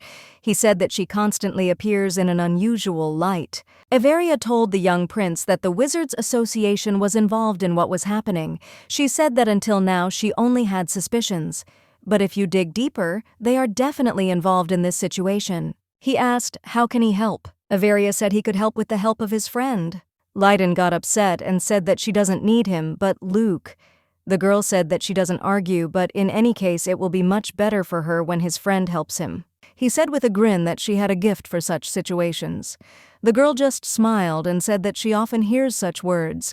He said that he became very curious about what was going on, so he would try to find out something, however. It would not be free. Iveria, she was surprised and said how much he will need money. He looked at her and said that she looked like he was extorting money from a small child, also adding that it was not her personal funds. The principal looked at her and said that he had written several proposals to the Baron, but he had refused them. So he asks, I want to write together with him a list of suggestions that would suit me, Rune A. Iveria. She was shocked by his request and said that this was their test for qualification as a future king. The young prince said that he just wanted her to point out all the shortcomings and that he really needed her help. The girl looked at him and asked if he really wanted to ascend to the throne. The man asked her what answer she wanted to hear. The girl hesitated. Leiden said that if you voice your desire out loud, it will be regarded as treason against the crown. The young girl knew that when she read the book, the young man never showed a desire to ascend to the throne. He simply wanted to survive. Leiden said he didn't want to die. He asked, does he look pathetic? He said he wants to be a king, but he has no great ideals. He lives to live, and he never thought about living his life for other people. The young girl said she could help give him a couple of tips. Leiden said that he is sorry to end such a pleasant conversation, but they need to get back to work. Iveria knew that at the end of the trials she had to choose the king's youngest son, so that the kingdom would experience peaceful times. As the novel said, she knew that this was originally the right answer, and the tests were just a kind of pampering. The young lady sat next to her demon and looked at him sleeping. She gently touched his face and asked how long he intended to sleep so peacefully. She screamed furiously for him not to dare leave and to immediately charge herself. She asked him, simply begged him to charge himself with her energy. Suddenly he grabbed her by the hand and threw her onto the bed. She was shocked by this and only managed to pronounce his name. The young lady looked into his eyes and thought that he was not himself. She knew that he had already been in such a state that he could not see blood. The demon bit me on the neck. After she screamed his real name is, he woke up and came to his senses. He didn't understand what was happening. In front of him sat a girl whose eyes were filled with tears. The demon was furiously frightened. He did not understand what had happened. Screaming, he asked what he had done and what had happened. The young lady was in tears. She was screaming at him. He looked at her with confusion and asked what he had done to that offended her. Why is she all in tears? She shouted at him that he had done this to her. Harry came closer to her and said that when she cries, he has no idea what he should do. The demon soothed her tenderly and said that when she cries, it's as if his chest is being pierced right through. And for him, it's a very strange feeling. The girl whispered quietly, "Forgive him. He was furious and did not understand why she was apologizing. She said that the wine was because she had made too big a wish, and because of that he had gone crazy, but he told her that there was nothing wrong with that, since making a wish was her full right. Averia said she tried to protect him and fence him off from everything like that, but with her desire she violated their boundaries and put him in danger. The demon said nothing and just kissed her on the cheek. She stared at him and looked with misunderstanding. He looked at her and said that he wanted everything her dreams came true, and he really likes it when she asks him for a favor. Harry said that now you want to do something that friends never do with each other. She looked at him, fascinated, and asked what he wanted. Kiss her now with such a situation. Harry said that now was the perfect time for something like this. They were locked in a passionate, furious kiss. Averia liked how stupid he could be sometimes. After the kiss, the girl said that now he was not as constrained as before when she kissed him for the first time. He was very constrained and seemed to have turned to stone. The young man smiled at her and said that apparently the training was very effective because he was a very diligent and assiduous student. She was confused and did not understand what training was being discussed. Harry said he was studying with Emma. Averia was taken aback by this statement, and she wanted to leave him quickly. He asked how she liked it or how. She walked away from him, and he peppered her with questions, but he received no answer. The girl gathered her courage and said that it was just her personal problem, and he shouldn't pay attention to it, and slowly walked away. She sat down on the floor, hugging her knees to her chest, and berated herself for misunderstanding his words. She thought she was just winding herself up. He was just a demon and nothing more. She thought she had worked herself up into thinking she was an unusual person for her demon. She was very ashamed of her behavior. The girl knew that she was simply a partner for the demons, so that he could remove his thirst for attraction. Averia explained her plan, which she wants to bring to life, about the origin of the great Archmage, so that no one would have any questions about how and where he came from. Harry was happy and said that now he can use it calmly. The girl agreed with them and said that he can use his power as much as he wants. Averia avoided his. He asked why she didn't look at him and looked away. He asked this because the last time he was bad. The girl looked at him, either looking or saying that she was constantly looking at him, and said that she needed to go to the Baron and explain their plan to him. Leaving the room, she leaned against the wall and thought about the situation. She knew that when she saw his face was in a furious rage over this whole situation. Rumors about the origin of the Archmage spread instantly. The Baron was very happy when he heard that the Archmage would continue to live in the estate free of charge. After everything that had happened to them, a man with an association of wizards, he frantically wanted to greet the descendant of the great Archmage himself. The Baron told Averia that the Magi were very persistent and he wouldn't leave them just like that. The girl looked at him and said that they had another headache. Harry looked at the young magician and said that he would not learn anything. The young mage was shocked and said that he did not have time to ask him or tell him anything, but the demon looked at him and said that he knew that he would ask to teach him magic. Harry said that under no circumstances would you teach him, and even more so, give him your magical flame for experimentation. The young boy froze in surprise and shock from what the great descendant of the Archmage was saying. He didn't expect such a reception. Averia. The Baron and I looked at each other, and the girl said that the man looked more irritated than usual. The young mage said that he didn't even listen to him and his proposal. Harry walked up to Averia. He hugged her and said that he had chosen this man and could not leave this place.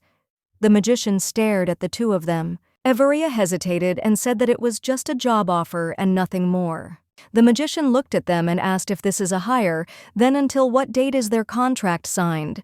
The young girl said that she does not remember the exact date. For this, she needs to review all the documents to avoid making mistakes with this information. Averia asked Harry to watch his words and explore with her at the same time. Young Max said that the man could join them after his current contract expired. Harry looked at the young magician and said that he belonged to her all his life, and he would never leave the girl. The young magician froze and could not carry out a single word. He had never expected such a turn of events. The young mage was passing on information to the higher ranks. He said that he had failed. His mentor was surprised by this turn of events. He asked if he had passed on all the information and all the proposals that they were ready to provide to the great descendant of the Archmage. The boy shouted that the girl had brainwashed the great mage and was keeping him on a short leash, which in turn was not acceptable in relation to mages. The young man screamed, and frantically he could not just leave everything to chance. His mentor said that they should move to active actions. The young man said that he should try to rescue their brother from the insidious trap. He promised his mentor that they would do everything that would be his powers, and will not return until he saves and helps the great descendant of the Archmage. Averia came to the library and saw how the two princes work with all their might on the tasks at hand. Averia thought that seeing the consequences of the flood themselves led them to start solving the problem together. She wanted to find a way to make them solve the problem more effectively. Averia approached Leiden and asked if he had any difficulties in completing the task. He said that he was preparing for negotiations.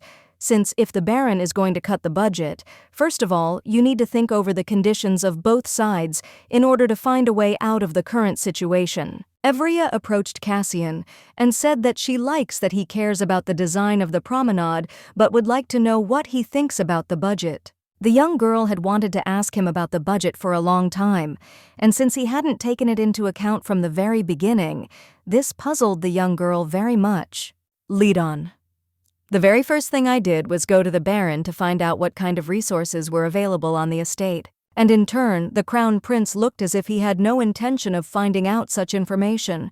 Looking at the lady, he said in all seriousness that the budget was not so important. Averia was puzzled by such an answer.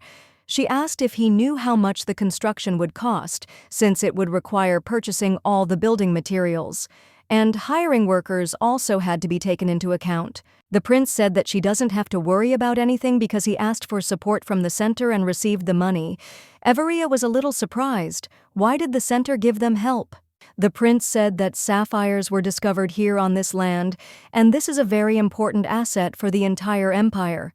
And if the river overflows its banks, then in the end, everyone will suffer minimal damage. Using this argument, he convinced His Majesty of the necessary assistance. The girl thought about his words because if the center provides its support, they will be able to save a lot of their budget. Averia asked what will happen if they are asked to provide the right to manage the fief as payment for their great help. The prince said that he had written a list of conditions in advance in order to come to a general consensus. The conditions stated that the rights to govern the fief should not be infringed upon. The girl looked with her eyes and could not believe what she was reading. Leiden was shocked and angry that his brother had bypassed him and asked his father for help. He said that everything was too easy for his brother, who looked at him and said that this method was not simplified at all. Leiden looked at his brother and said that he immediately asked His Majesty for help as soon as he received his assignment. The young man reproachfully said that it had never been difficult for his younger brother to see their father. Leiden. He was very upset and said that his efforts once again showed how stupid he was. The young prince left, leaving them to look after him in bewilderment. Left without a mother, the young prince gradually distanced himself from his father, who showed no interest in him at all.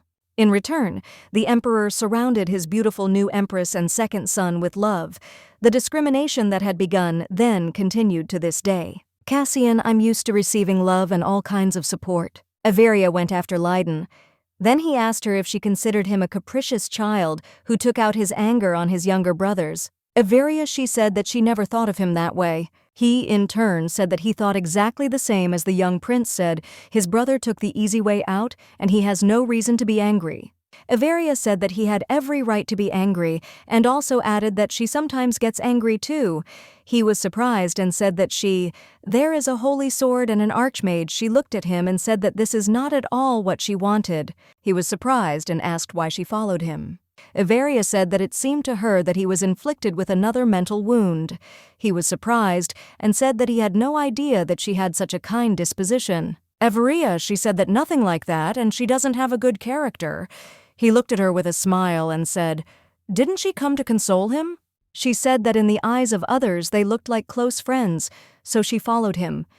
He asked her in a surprised voice if it really wasn't like that. She looked at him and asked whether she should tell him the truth or what he will like it. He said that he is visited by a very strange feeling, as the most unapproachable girl has come to console him. Harry sat in the room and was furiously angry.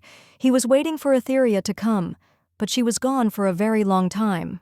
When she came to her room, she saw the demon sitting on the bed. She hesitated and said that she still had things to do that needed to be finished urgently and hurried to leave. He blocked the way, not letting me leave the room, and asked if it was necessary. She had to deal with all the matters right now. The girl quietly whispered no. He hugged her tenderly and asked why she was so busy lately. He said that from early morning until late evening she was completely invisible, and when she came into the bedroom, she went straight to bed. Harry said that even Emma had hardly crossed paths with her lately. Averia, that lately there really is a lot to do, and when she finishes everything, she will have a fun time with him.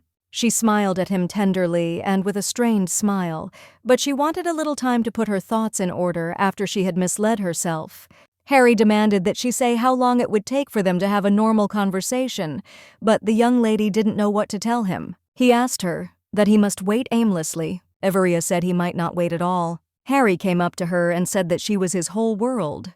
He said that if she is gone, then he too will lose all reason to be in this world. He said with tenderness in his voice that all that has meaning for him is only her. Harry said that she came first for him, and he wondered why he couldn't take the same place in her heart. After his frank words about her came up to her and tenderly hugged her, she looked at him and told him to go back to the Wizards Association and clear his head a bit. She thought that during this time he would be able to put his feelings in order. The young mage was offended by Harry. Averia said that he needed to have his wounds treated. The mage said that she was pretending to want to help. He is not trying to help him in the same way. The young lady looked at him and said that she did not have such an ability. Harry was furiously tormenting the young magician, constantly doing some tricks on him. The magician said that he wanted to end this tiresome fight with a conversation. After all, they had never had a calm conversation. The girl agreed with him. The young man invited the girl to go to his room, and he could treat her to tea. She quickly agreed to go with them and said that their conversation would help them dispel the misunderstanding that had arisen between them. The young lady entered the room and looked around. She said that she had the feeling that a real magician's office had appeared in her castle. Young Max said that thanks to her he could live in the castle with all the comforts and thanked her for such a welcome. The young lady looked at all the objects and frantically asked what they were needed for. He quickly explained what was what. She was amazed and said that he was great because he had done a lot. He said that although his magical power was not very great, he had a talent for creating magical artifacts. Averia asked if she could learn to make such artifacts. He said that even in her case, with such a small amount of magic, anything is possible. He said that a small test could be carried out. The magician gave her paper and pen and said that the sketch should be engraved on a magical artifact, and it should be drawn without a single error. Since the slightest deviation of the magical function would change, he told her to try moving her magical power into the pen and draw. The young lady knew that she had no predisposition for art, but she decided to try anyway. Mac looked at the finished result and said that she did a pretty good job. Averia was surprised. The magician said that it was drawn a little awkwardly, but overall she had abilities. The girl thought that perhaps this was a talent that the real owner of this body possessed. There is a high probability that this assumption is correct, since the hand was moving against it. Turns out that in the original work, the girl lives until the end of her days. She didn't know about her talent and continued to envy the abilities of others. Averia asked what she needs to do something to learn how to make seals. Mag looked at her and said that first she needs to get a teacher. Averia said that she had never met a person who taught the creation of magical seals. The magician said that this was quite natural, since all the teachers were members of the association. Averia thought that she had a talent or just a skill for drawing. The young magician did not want to focus on this issue and decided to offer. She still wanted to drink some tea and asked her to wait a little. Averia thought that he had recently been very keen to give her tea. He came to her, and she said that she would be happy to have tea with him. Magician poured tea for the girl and she brought it to his lips, and she wanted to quickly drink tea with him and sort out all the issues. He looked at her with anticipation as she prepared to turn over the cup to take a sip of tea. Logically, she felt uneasy and bowed to the side. Harry was on the roof of the building watching the sky. Emma came out and gave him the signal. Harry went down to her, and they walked together to a secluded place. He was glad to see them, with a frantic desire to start as soon as possible. He asked her if it was time for the lesson. Emma said that today she would open a new world to him, adding that the warehouse in the spare wing was empty and they could go there. As they walked to their destination, the demon thought to himself that he really likes the girl's ability to find empty places. The young lady said that he really had a huge topic to study today. She looked at him and with a smile told him not to think about running away when he saw this material. They quietly entered the empty room while no one was around. He said that he wanted to start as soon as possible. The girl obediently agreed. Emma said it was time to study Madame Louise's new book, a book called Flowers of Innocence. Emma said it was quite a scandalous work that had shaken the entire capital. Harry looked and said the title was a bit weak for the author. Emma said that the master always surprises with his original style of presentation, so they are in for a surprise.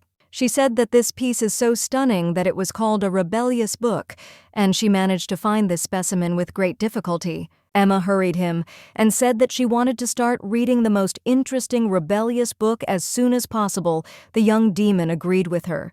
Harry smiled to himself and said that he would study hard today and not miss a single chapter. After reading the book they talked, the girl said that after she thought she was caught red-handed, he won't want to know her anymore. But she couldn't even imagine that in him she would find a like-minded person who shared her love for novels. The young man thought that it was very surprising that there was no such book in the demon world. Harry really wanted to please the young girl, but unfortunately he was going crazy because he didn't know a specific way to do it, and so he decided to talk to the maid. Emma asked her new friend if he knew why their mistress had been looking so depressed lately. He was scared her question and said that he had done nothing. She stared at him in confusion and said that she had not asked if he had done anything. Emma said that her mistress is very upset, and thus she is upset along with her, and everything falls out of her hands. Harry said that they understand very well what Emma feels. He said that all the lady had to do was frown slightly, and it feels like the sky has fallen to earth. New friends. We chatted a little more and each went their separate ways. Emma said that she would look forward to the next meeting. Harry stood and thought that he had spent his time well and usefully today, so that after meeting with Emma he could calmly go to Iveria's room. A young magician approached the demon and said that he was very poor and still wandering in the darkness. He said that he could help him to get rid of the obsession. Harry looked at the young mage with disdain. He said him that his home is here and he is not going anywhere. The young mage said that then the archmage could calm down since he decided not to try to persuade him anymore. Mag said that he decided to take everything, and that if a man cannot go on his own free will because of brainwashing, then he will destroy the original cause. The young man said that he didn't really want to kill the young lady, so if he follows him, he will give the woman the antidote. The young man stood and thought that his desperate method works, and thought that when the man comes to himself, then I also want to thank him for what you did. Harry was furiously angry. He said that he could easily kill a person because it was very simple. Averia. She sat and did not understand where the noise in her head was coming from. She felt very depressed because of the frantic noise. But to her happiness, the noise suddenly disappeared, and it became unexpectedly quiet. She did not understand what had happened or where she was. Looking around, she saw a beautiful girl told her that they met again. The young beautiful lady asked the girl how she had lived all this time. Averia froze and with difficulty asked the yellow-haired girl who she was, and said that she did not remember them crossing paths anywhere. The young girl said that there are unbreakable rules after the meeting. There is always a removal, so that in the natural order she does not remember their previous meetings. The girl said that they first met during the plane crash. She said that unfortunately many people died then. The girl froze and looked at her with big round eyes, and the yellow-haired girl said that they could only meet when the girl was in danger of death. Averia. I hesitated and didn't understand how she could be in danger of dying. She was angry at the wizard and cursed him. Threw away all his feelings. She realized that it was much more important that yellow hair your woman said that they had already met before she became the heroine of the book. The yellow-haired girl approached Averia and told her not to worry, as she would soon return back to her demon. Averia froze in surprise. She asked the woman if she recognized Harry. She said that he was a very famous and special demon. The woman said that she was not a human, but a sun goddess, and also said that the girl owned her heart. The ring received during the Errol festival was also given in a past life. Averia asked her why she did this to her. The goddess said that the girl was a suitable person who was given the ability to return her heart to its rightful place. She said that a long time ago a man visited her and begged to borrow he won't be around for long her heart. Having played pranks on her, she fulfilled her request, but unfortunately she did not return and ran far, far away, lost. The goddess could only follow her trail with her heart and strength, so she found another way. The goddess said that she had called her representative into this world who was supposed to find her heart. The goddess told Avery that this was not a world inside the book at all, but another real world. Averia recalled that fateful moment when she was getting ready for a business trip. Then she took a book with her and frantically studied it. Her. Averia asked where she got her ring from, since she had never bought it or received it as a gift. The goddess said that she had given her the world in advance so that she would not be too shocked later. He gave the information in the form of a novel for easy reading. They had just started chatting when suddenly the goddess said that their time had come to an end. She said that when the girl returned back to the world, she would completely forget about their conversation, since the restrictions imposed by the goddess were still in effect. Averia was shocked and asked how she was going to get her heart back then. The goddess told the girl that she doesn't need to worry and can simply calmly follow her chosen path. Averia woke up in her room on a bed. Next to her, she saw her beloved demon, who was tenderly holding her hand and asked if everything was okay with her. Averia said that she drank tea with a very wonderful aroma. Harry looked at her and said that Little Mac added poison to it. Harry said that he managed to get the antidote, albeit a little late, since the young magician realized his irreparable mistake. Averia looked at the body that was lying in the corner and asked if the magician was dead. The man said no, because she herself said that he shouldn't kill people. He would just help us a little to understand where he went wrong. Averia told the man to first call a doctor, and he asked what hurt her. She said that he shouldn't worry. Everything was fine with her. The doctor came and examined the young magician.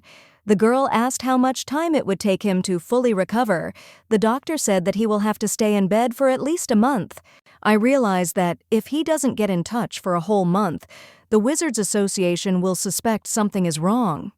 She asked the doctor if the young boy could talk. The doctor said that most likely in a week he will come to his senses. The man asked the girl what happened to the young boy. He wanted to know what kind of beast attacked him. The girl asked him to keep a secret what happened to the wizard. He said that he would remain silent and would not tell anyone anything. Harry asked Averia why she decided to cure the young wizard, since he was going to deal with her. Averia said that she couldn't let the other side look like a victim, so she couldn't let him die. But the man said that the blame lay entirely on him, so she need not worry. Averia, she said that she didn't want to give another reason for nitpicking, and she needs to avoid annoying people. Harry followed Averia everywhere. She screamed at him to stop following her. Averia knew that he was now behaving in the same way as after the kidnapping incident, and would again work in a hyper-protective mode, and she'll just have to come to terms with it. Averia saw that the young magician Gerald had woken up. She said him so that he calms down, and the heir of the Archmage will not go into the room, unless of course he behaves inappropriately, but he was very scared. Averia. I asked him if he understood after everything that happened that there was no brainwashing. She asked him to collect his things and go to the Association of Wizards. He said that he would quickly collect everything and immediately leave the castle. He also promised that he would explain everything to the Wizards Associations. Averia said that he doesn't have to torture himself like that and he can stay in the castle until he's fully recovered. The little boy was furious, frightened by such a proposal. Return back and finish his treatment in the tower. He wanted to get up and leave but fell to the floor. The young girl thought that she had another headache. He told her whole story. She asked him what would happen to him if he breaks this promise. Through the pain, he said that he could lose all his strength.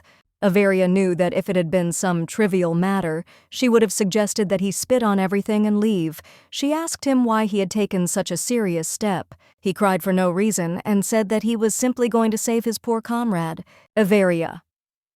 I looked at him and thought that his intentions were not so bad, but later it resulted in a big disaster for everyone. The young lion looked at him and said that until they found a solution to the problem that had arisen, he should stay in the castle. Evria said that if you look, you can find some kind of loophole in this matter, and perhaps the Association of Wizards can also provide assistance in this matter. With tears in his eyes, the young magician said that the Wizard Association does not abandon its family members in trouble, so they will definitely help. He looked at her and said that he really regretted that there was poison. She looked at him and said that everything was fine because he was sure that she was brainwashing him. He said he planned to give it right away, her the antidote, as soon as he managed to convince the Archmage to return with him, but he said that the choice of solution to the problem was indeed disgusting, and he asked her forgiveness. Harry was angry and shouted that he was against the young wizard staying in the castle. He did not understand why the girl was defending him so fiercely. Everia said he would be in the castle and it was non-negotiable. Everia asked him to calm down with a smile on her face. Everia looked at Gerald and said that she would just give him a roof over his head. Gerald said that he could ask the Wizards Association for as much money as she needed. Everia said that she was not interested in money, and he could forget about them. She said that she would like to master the method of producing magical artifacts. The young magician said that this was simply impossible, since the production of magical artifacts was completely monopolized by the Wizards Association, and since this was their valuable asset, this secret was strictly forbidden to be disclosed. She looked at him if you asked, "Will he be okay if someone finds out that he poisoned her?" He looked at her with fear. She said that his actions will be seen as an attempt on the life of a high-ranking lady. She is the daughter of a duke and the owner of a sacred sword. She added that the situation might even result in a conflict between the royal family and the Wizards Association. He didn't understand until that moment what he had done. He said that he should contact the Wizards Association. Everia knew that she doesn't care what the Wizards Association answers like that. If the answer is positive, they will be able to produce their own magical instruments, and if the answer is negative, they will be able to simply lure away a young talented mage abandoned by the association. The girl knew that no matter what happened, she would definitely come out on top. The Wizards Association quickly gave their answer. However, the way to solve the problem that had arisen turned out to be very unexpected. They said that they could not reveal the secret of this art, but in return they would send 2 of their specialists to them, and they would remain in the castle until the young mage found a way to eliminate the imposed ban. Everia said that the problem with the ban could be solved in the shortest possible time. Then their specialists should stay in the city for at least a year. Everyone agreed. Soon, 2 wizards from the Wizards Association arrived at the castle. Harry looked at her and said that since the wizards had arrived, she would not be able to spend time with him, and since they would be staying for a whole year, she would be busy all that time. Everia, I couldn't stand it, and said that if he can't have fun with her, then just let him study with Emma. When she realized what she said, she hesitated on the spot. He said with a smile on his face that he had been studying with Emma not so long ago. Harry said that the lessons were very useful, and since he did not know about the existence of such things, he did not suspect that people could also experience pleasure in this way. He looked at her and asked with a smile if she wanted him to share his experience with her. She looked at him angrily and asked if he wanted to share with her what he had learned from Emma. Everia was furiously angry at him. She hit him and said that it was disgusting and tactless to say such things. If it is normal for demons, then it is indecent to say such things in public. Harry said that he did not understand why she was talking about it like that, since Emma had told him to study hard so that he could please the mistress in the future. Emma came out to their office because she heard her name. The demon was there once that she came. Harry asked Emma if he was allowed to talk about what they had been doing. Emma, shocked, asked him what he told her. The girl was shocked by what he told the lady everything. She said that he didn't the only one who will get a scolding from the mistress. Emma asked the lady for forgiveness, but the young girl said that she doesn't need to apologize and she is not to blame for this situation. Emma said she wouldn't do that again. Everia. She said that she didn't care what they would do.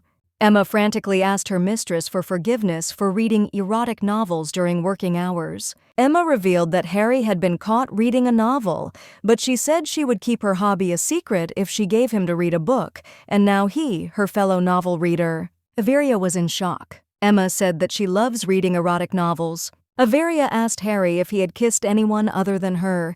He said that he had no reason to do such a nasty thing. Averia was shocked and very ashamed of her behavior. After that, she couldn't stay alone with him, and she said that she had some business that didn't require delay. He approached her and asked why she was so busy every day. The girl said that she had a lot of work to do. Harry said that she could delegate the work to someone else. Averia said that everyone is busy and she has to cope with the work herself, since there is no one to delegate her tasks to.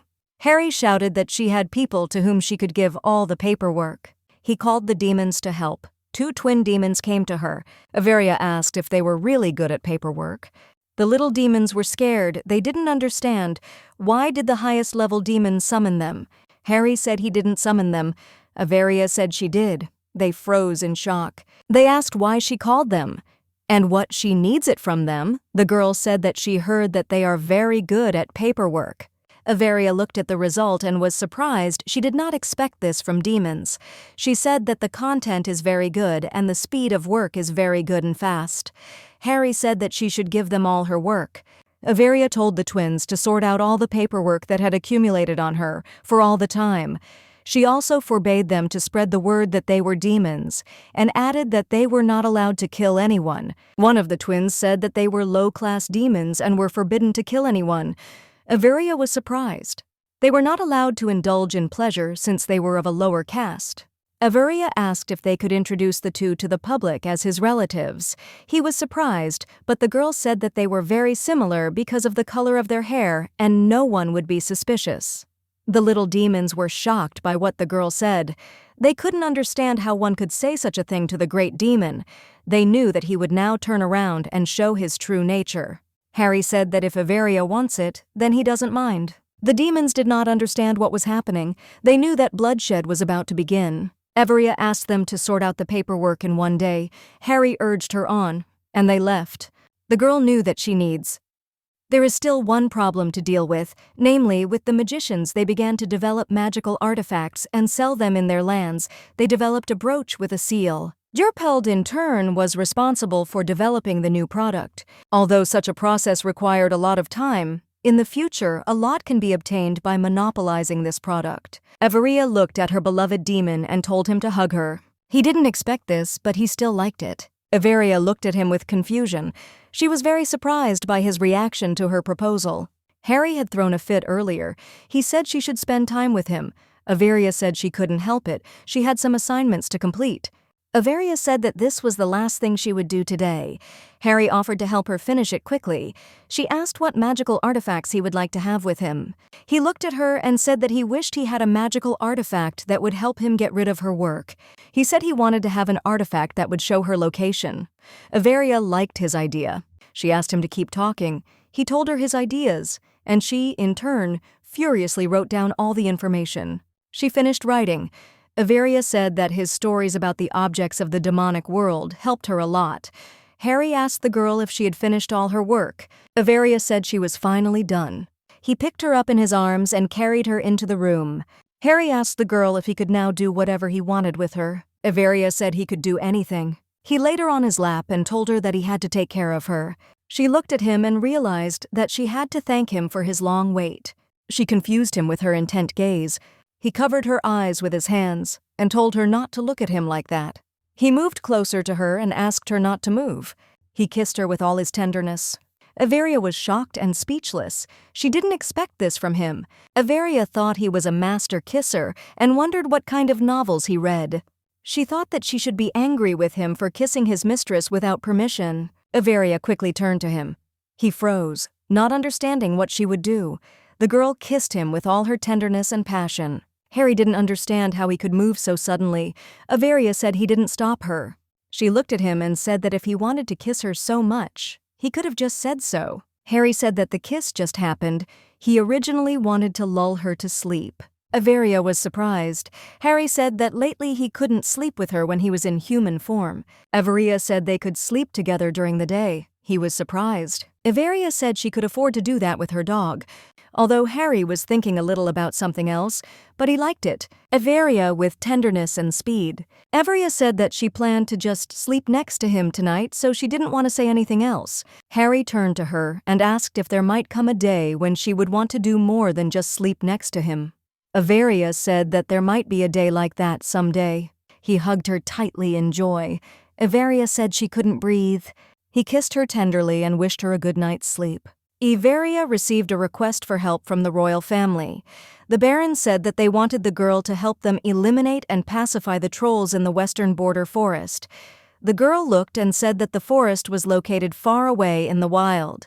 It was bordered, and from the very beginning this fief was not under the jurisdiction of the royal family, so she did not understand why they turned to other fiefdoms for help.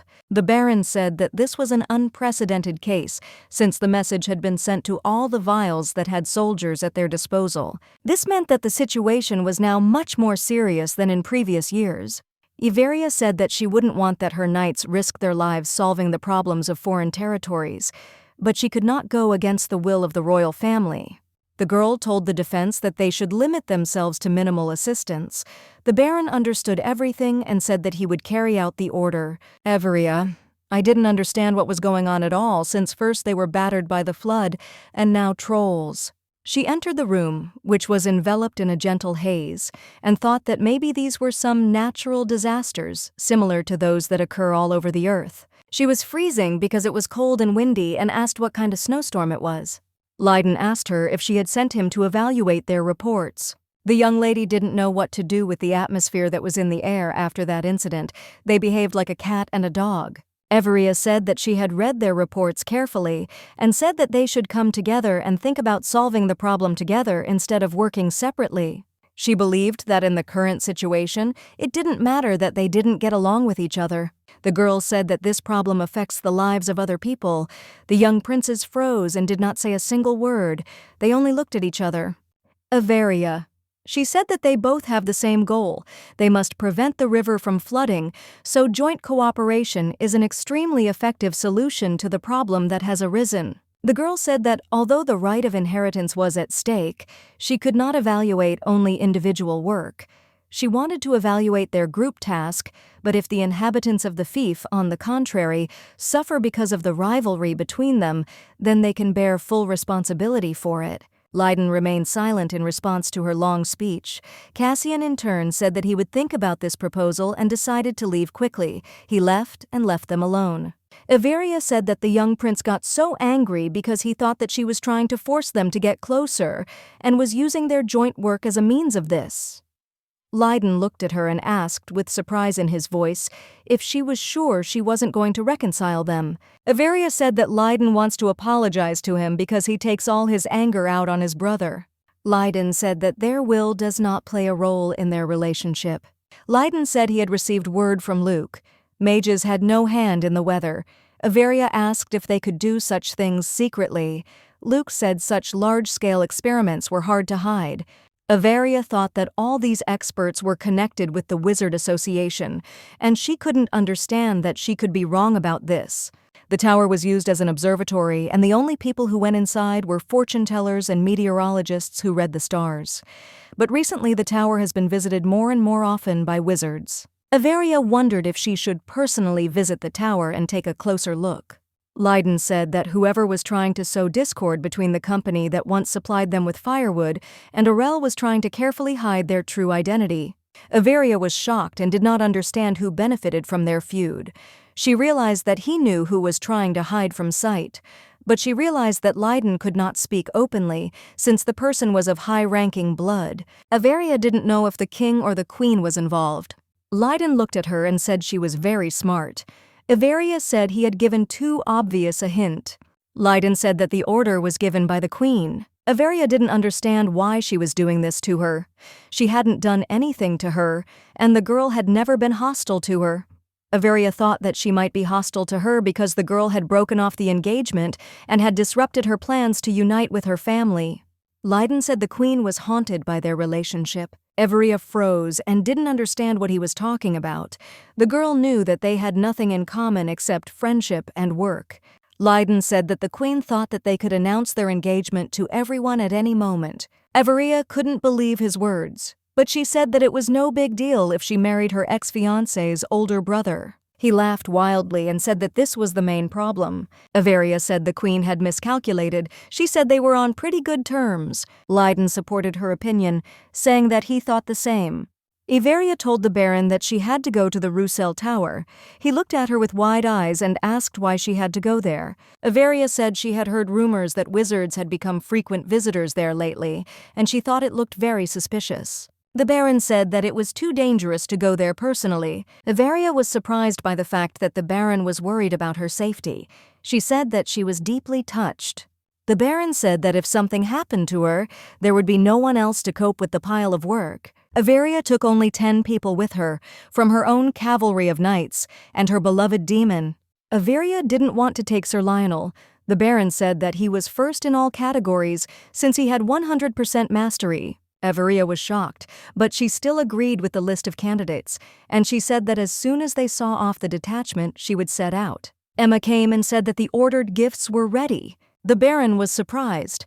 He asked if the lady was going to give gifts to the knights who were going on a campaign. He looked closely and said that at first glance it was a pendant for a sword. Emma said that the pendants were enchanted to keep the sword clean and tidy. The Baron looked and said that only their mistress could make a practical thing out of the pendant. Emma was shocked by the idea as she really liked the idea. On the day of departure for the expedition, the girl gave them gifts. They were not overjoyed. Everia could not even imagine that there would be such a reaction. The more the lady spoke, the more excited the knights became, and at some point there was even a small commotion. Everia saw them off. As they flew away, they shouted that they would accomplish a great deed and leave all the laurels to their mistress. Everia said with a smile that she did not need any laurels. Everia said with relief that they could now prepare for their trip. Harry was so upset.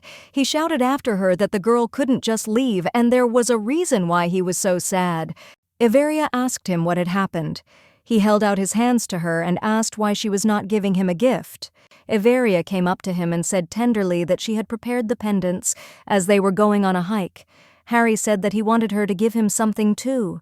After all, he himself gave away a part of his soul. Everia apologized to him and said that she had nothing that she could give him. She asked the demon if such a trinket had any significance. He said that it had significance for knights. Everia said it doesn't matter to her since he's the only one who can hold her hand and sleep in the same bed. Everia kissed him, making it clear that he was the most important thing in the world to her. She asked him if he felt left out after all this. Harry said he was happy with everything. Everia thought that it would be better if she prepared some kind of gift for him. Everia asked when his birthday was. Everia said he gave her a birthday present, so she wants to do the same. He said that his birthday was tomorrow. Everia was shocked and asked again several times. He confessed that his birthday was on the first day of winter. Everia was happy and thought that she still had a lot of time to prepare a good gift. They arrived at the wizard's tower on a wyvern. Everia admired the tower. It was truly beautiful and very tall. Everyone was shocked that they had arrived at such a monster, but Everia calmed them down and said that they had nothing to be afraid of. She fed her friend. Everia told her pet to fly a little closer and she would call her too. The wizards looked at them, and after some thought, they realized who was in front of them.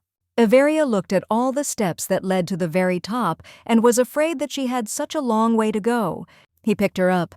Everia was scared and asked him to warn her about such actions in the future. Harry just smiled and said that she needed to fight hard. They would be up in a moment. Everia stood up and remembered that she had not seen any wizards on the way. She thought that they might have left since they knew that she had arrived at the tower. Everia asked Harry that there was only one crystal at the top. Jupiter said that it was the heart of the sun. The sun god who created the world kept the balance of the continent, broke his heart into 5 parts, and placing them all over the continent, one of these places became the tower. Everia came closer and asked what the minimum distance was to be near such a powerful stone. They came close and didn't understand. Why doesn't the powerful stone protection work? Harry pushed the stone, breaking it his. The girl screamed furiously that he had gone mad. She asked why he had broken the stone, and she could not understand why she could not change it. But Harry, even in a calm voice, said that it was only a fake copy of the stone. The demon said that the real stone would not break so easily. Everia could not believe it and wondered where the real stone was. She knew that someone had stolen the stone on purpose. Everia realized that all their troubles lately were not a coincidence. She knew that everything was connected, and she was afraid that it could only get worse. Averia told Harry that they needed to go to the Wizarding Association immediately. The girl knew that the association did not have a single person they could trust, so they needed to get them out into the open. They landed, and the wyvern slammed its tail furiously against the ground. Harry said that's what he usually does, and he said that she herself seemed to say that you need to avoid conflict situations and not look for adventures. Efire said that they were here precisely to force a fight, because it was because of the wizards that many people suffered, and besides, this was not the only misdeed of the association. Harry looked at her and said with a smile that he liked it when she appeared before him in such a wild form. The wizards ran up and saw who was in front of them. They introduced themselves in all their glory. The head of the association wizard said that the owner of the Holy Ball decided to boldly and energetically knock on their doors. However, if she had calmly entered through the main gate, they would have met them with triumph. Averia said that she had bad memories of being in the wizard's territory, and so she thought it would be better this way. Averia said that she recently visited the Roussel Tower and saw a magnificent painting there. She also added that their wizards often visit that place. The chief wizard asked his colleagues to leave them alone with her lady. He looked at her and said that since she had come to them, she knew that the stone was a fake. Averia was shocked that he was so quick to admit that the stone was not real.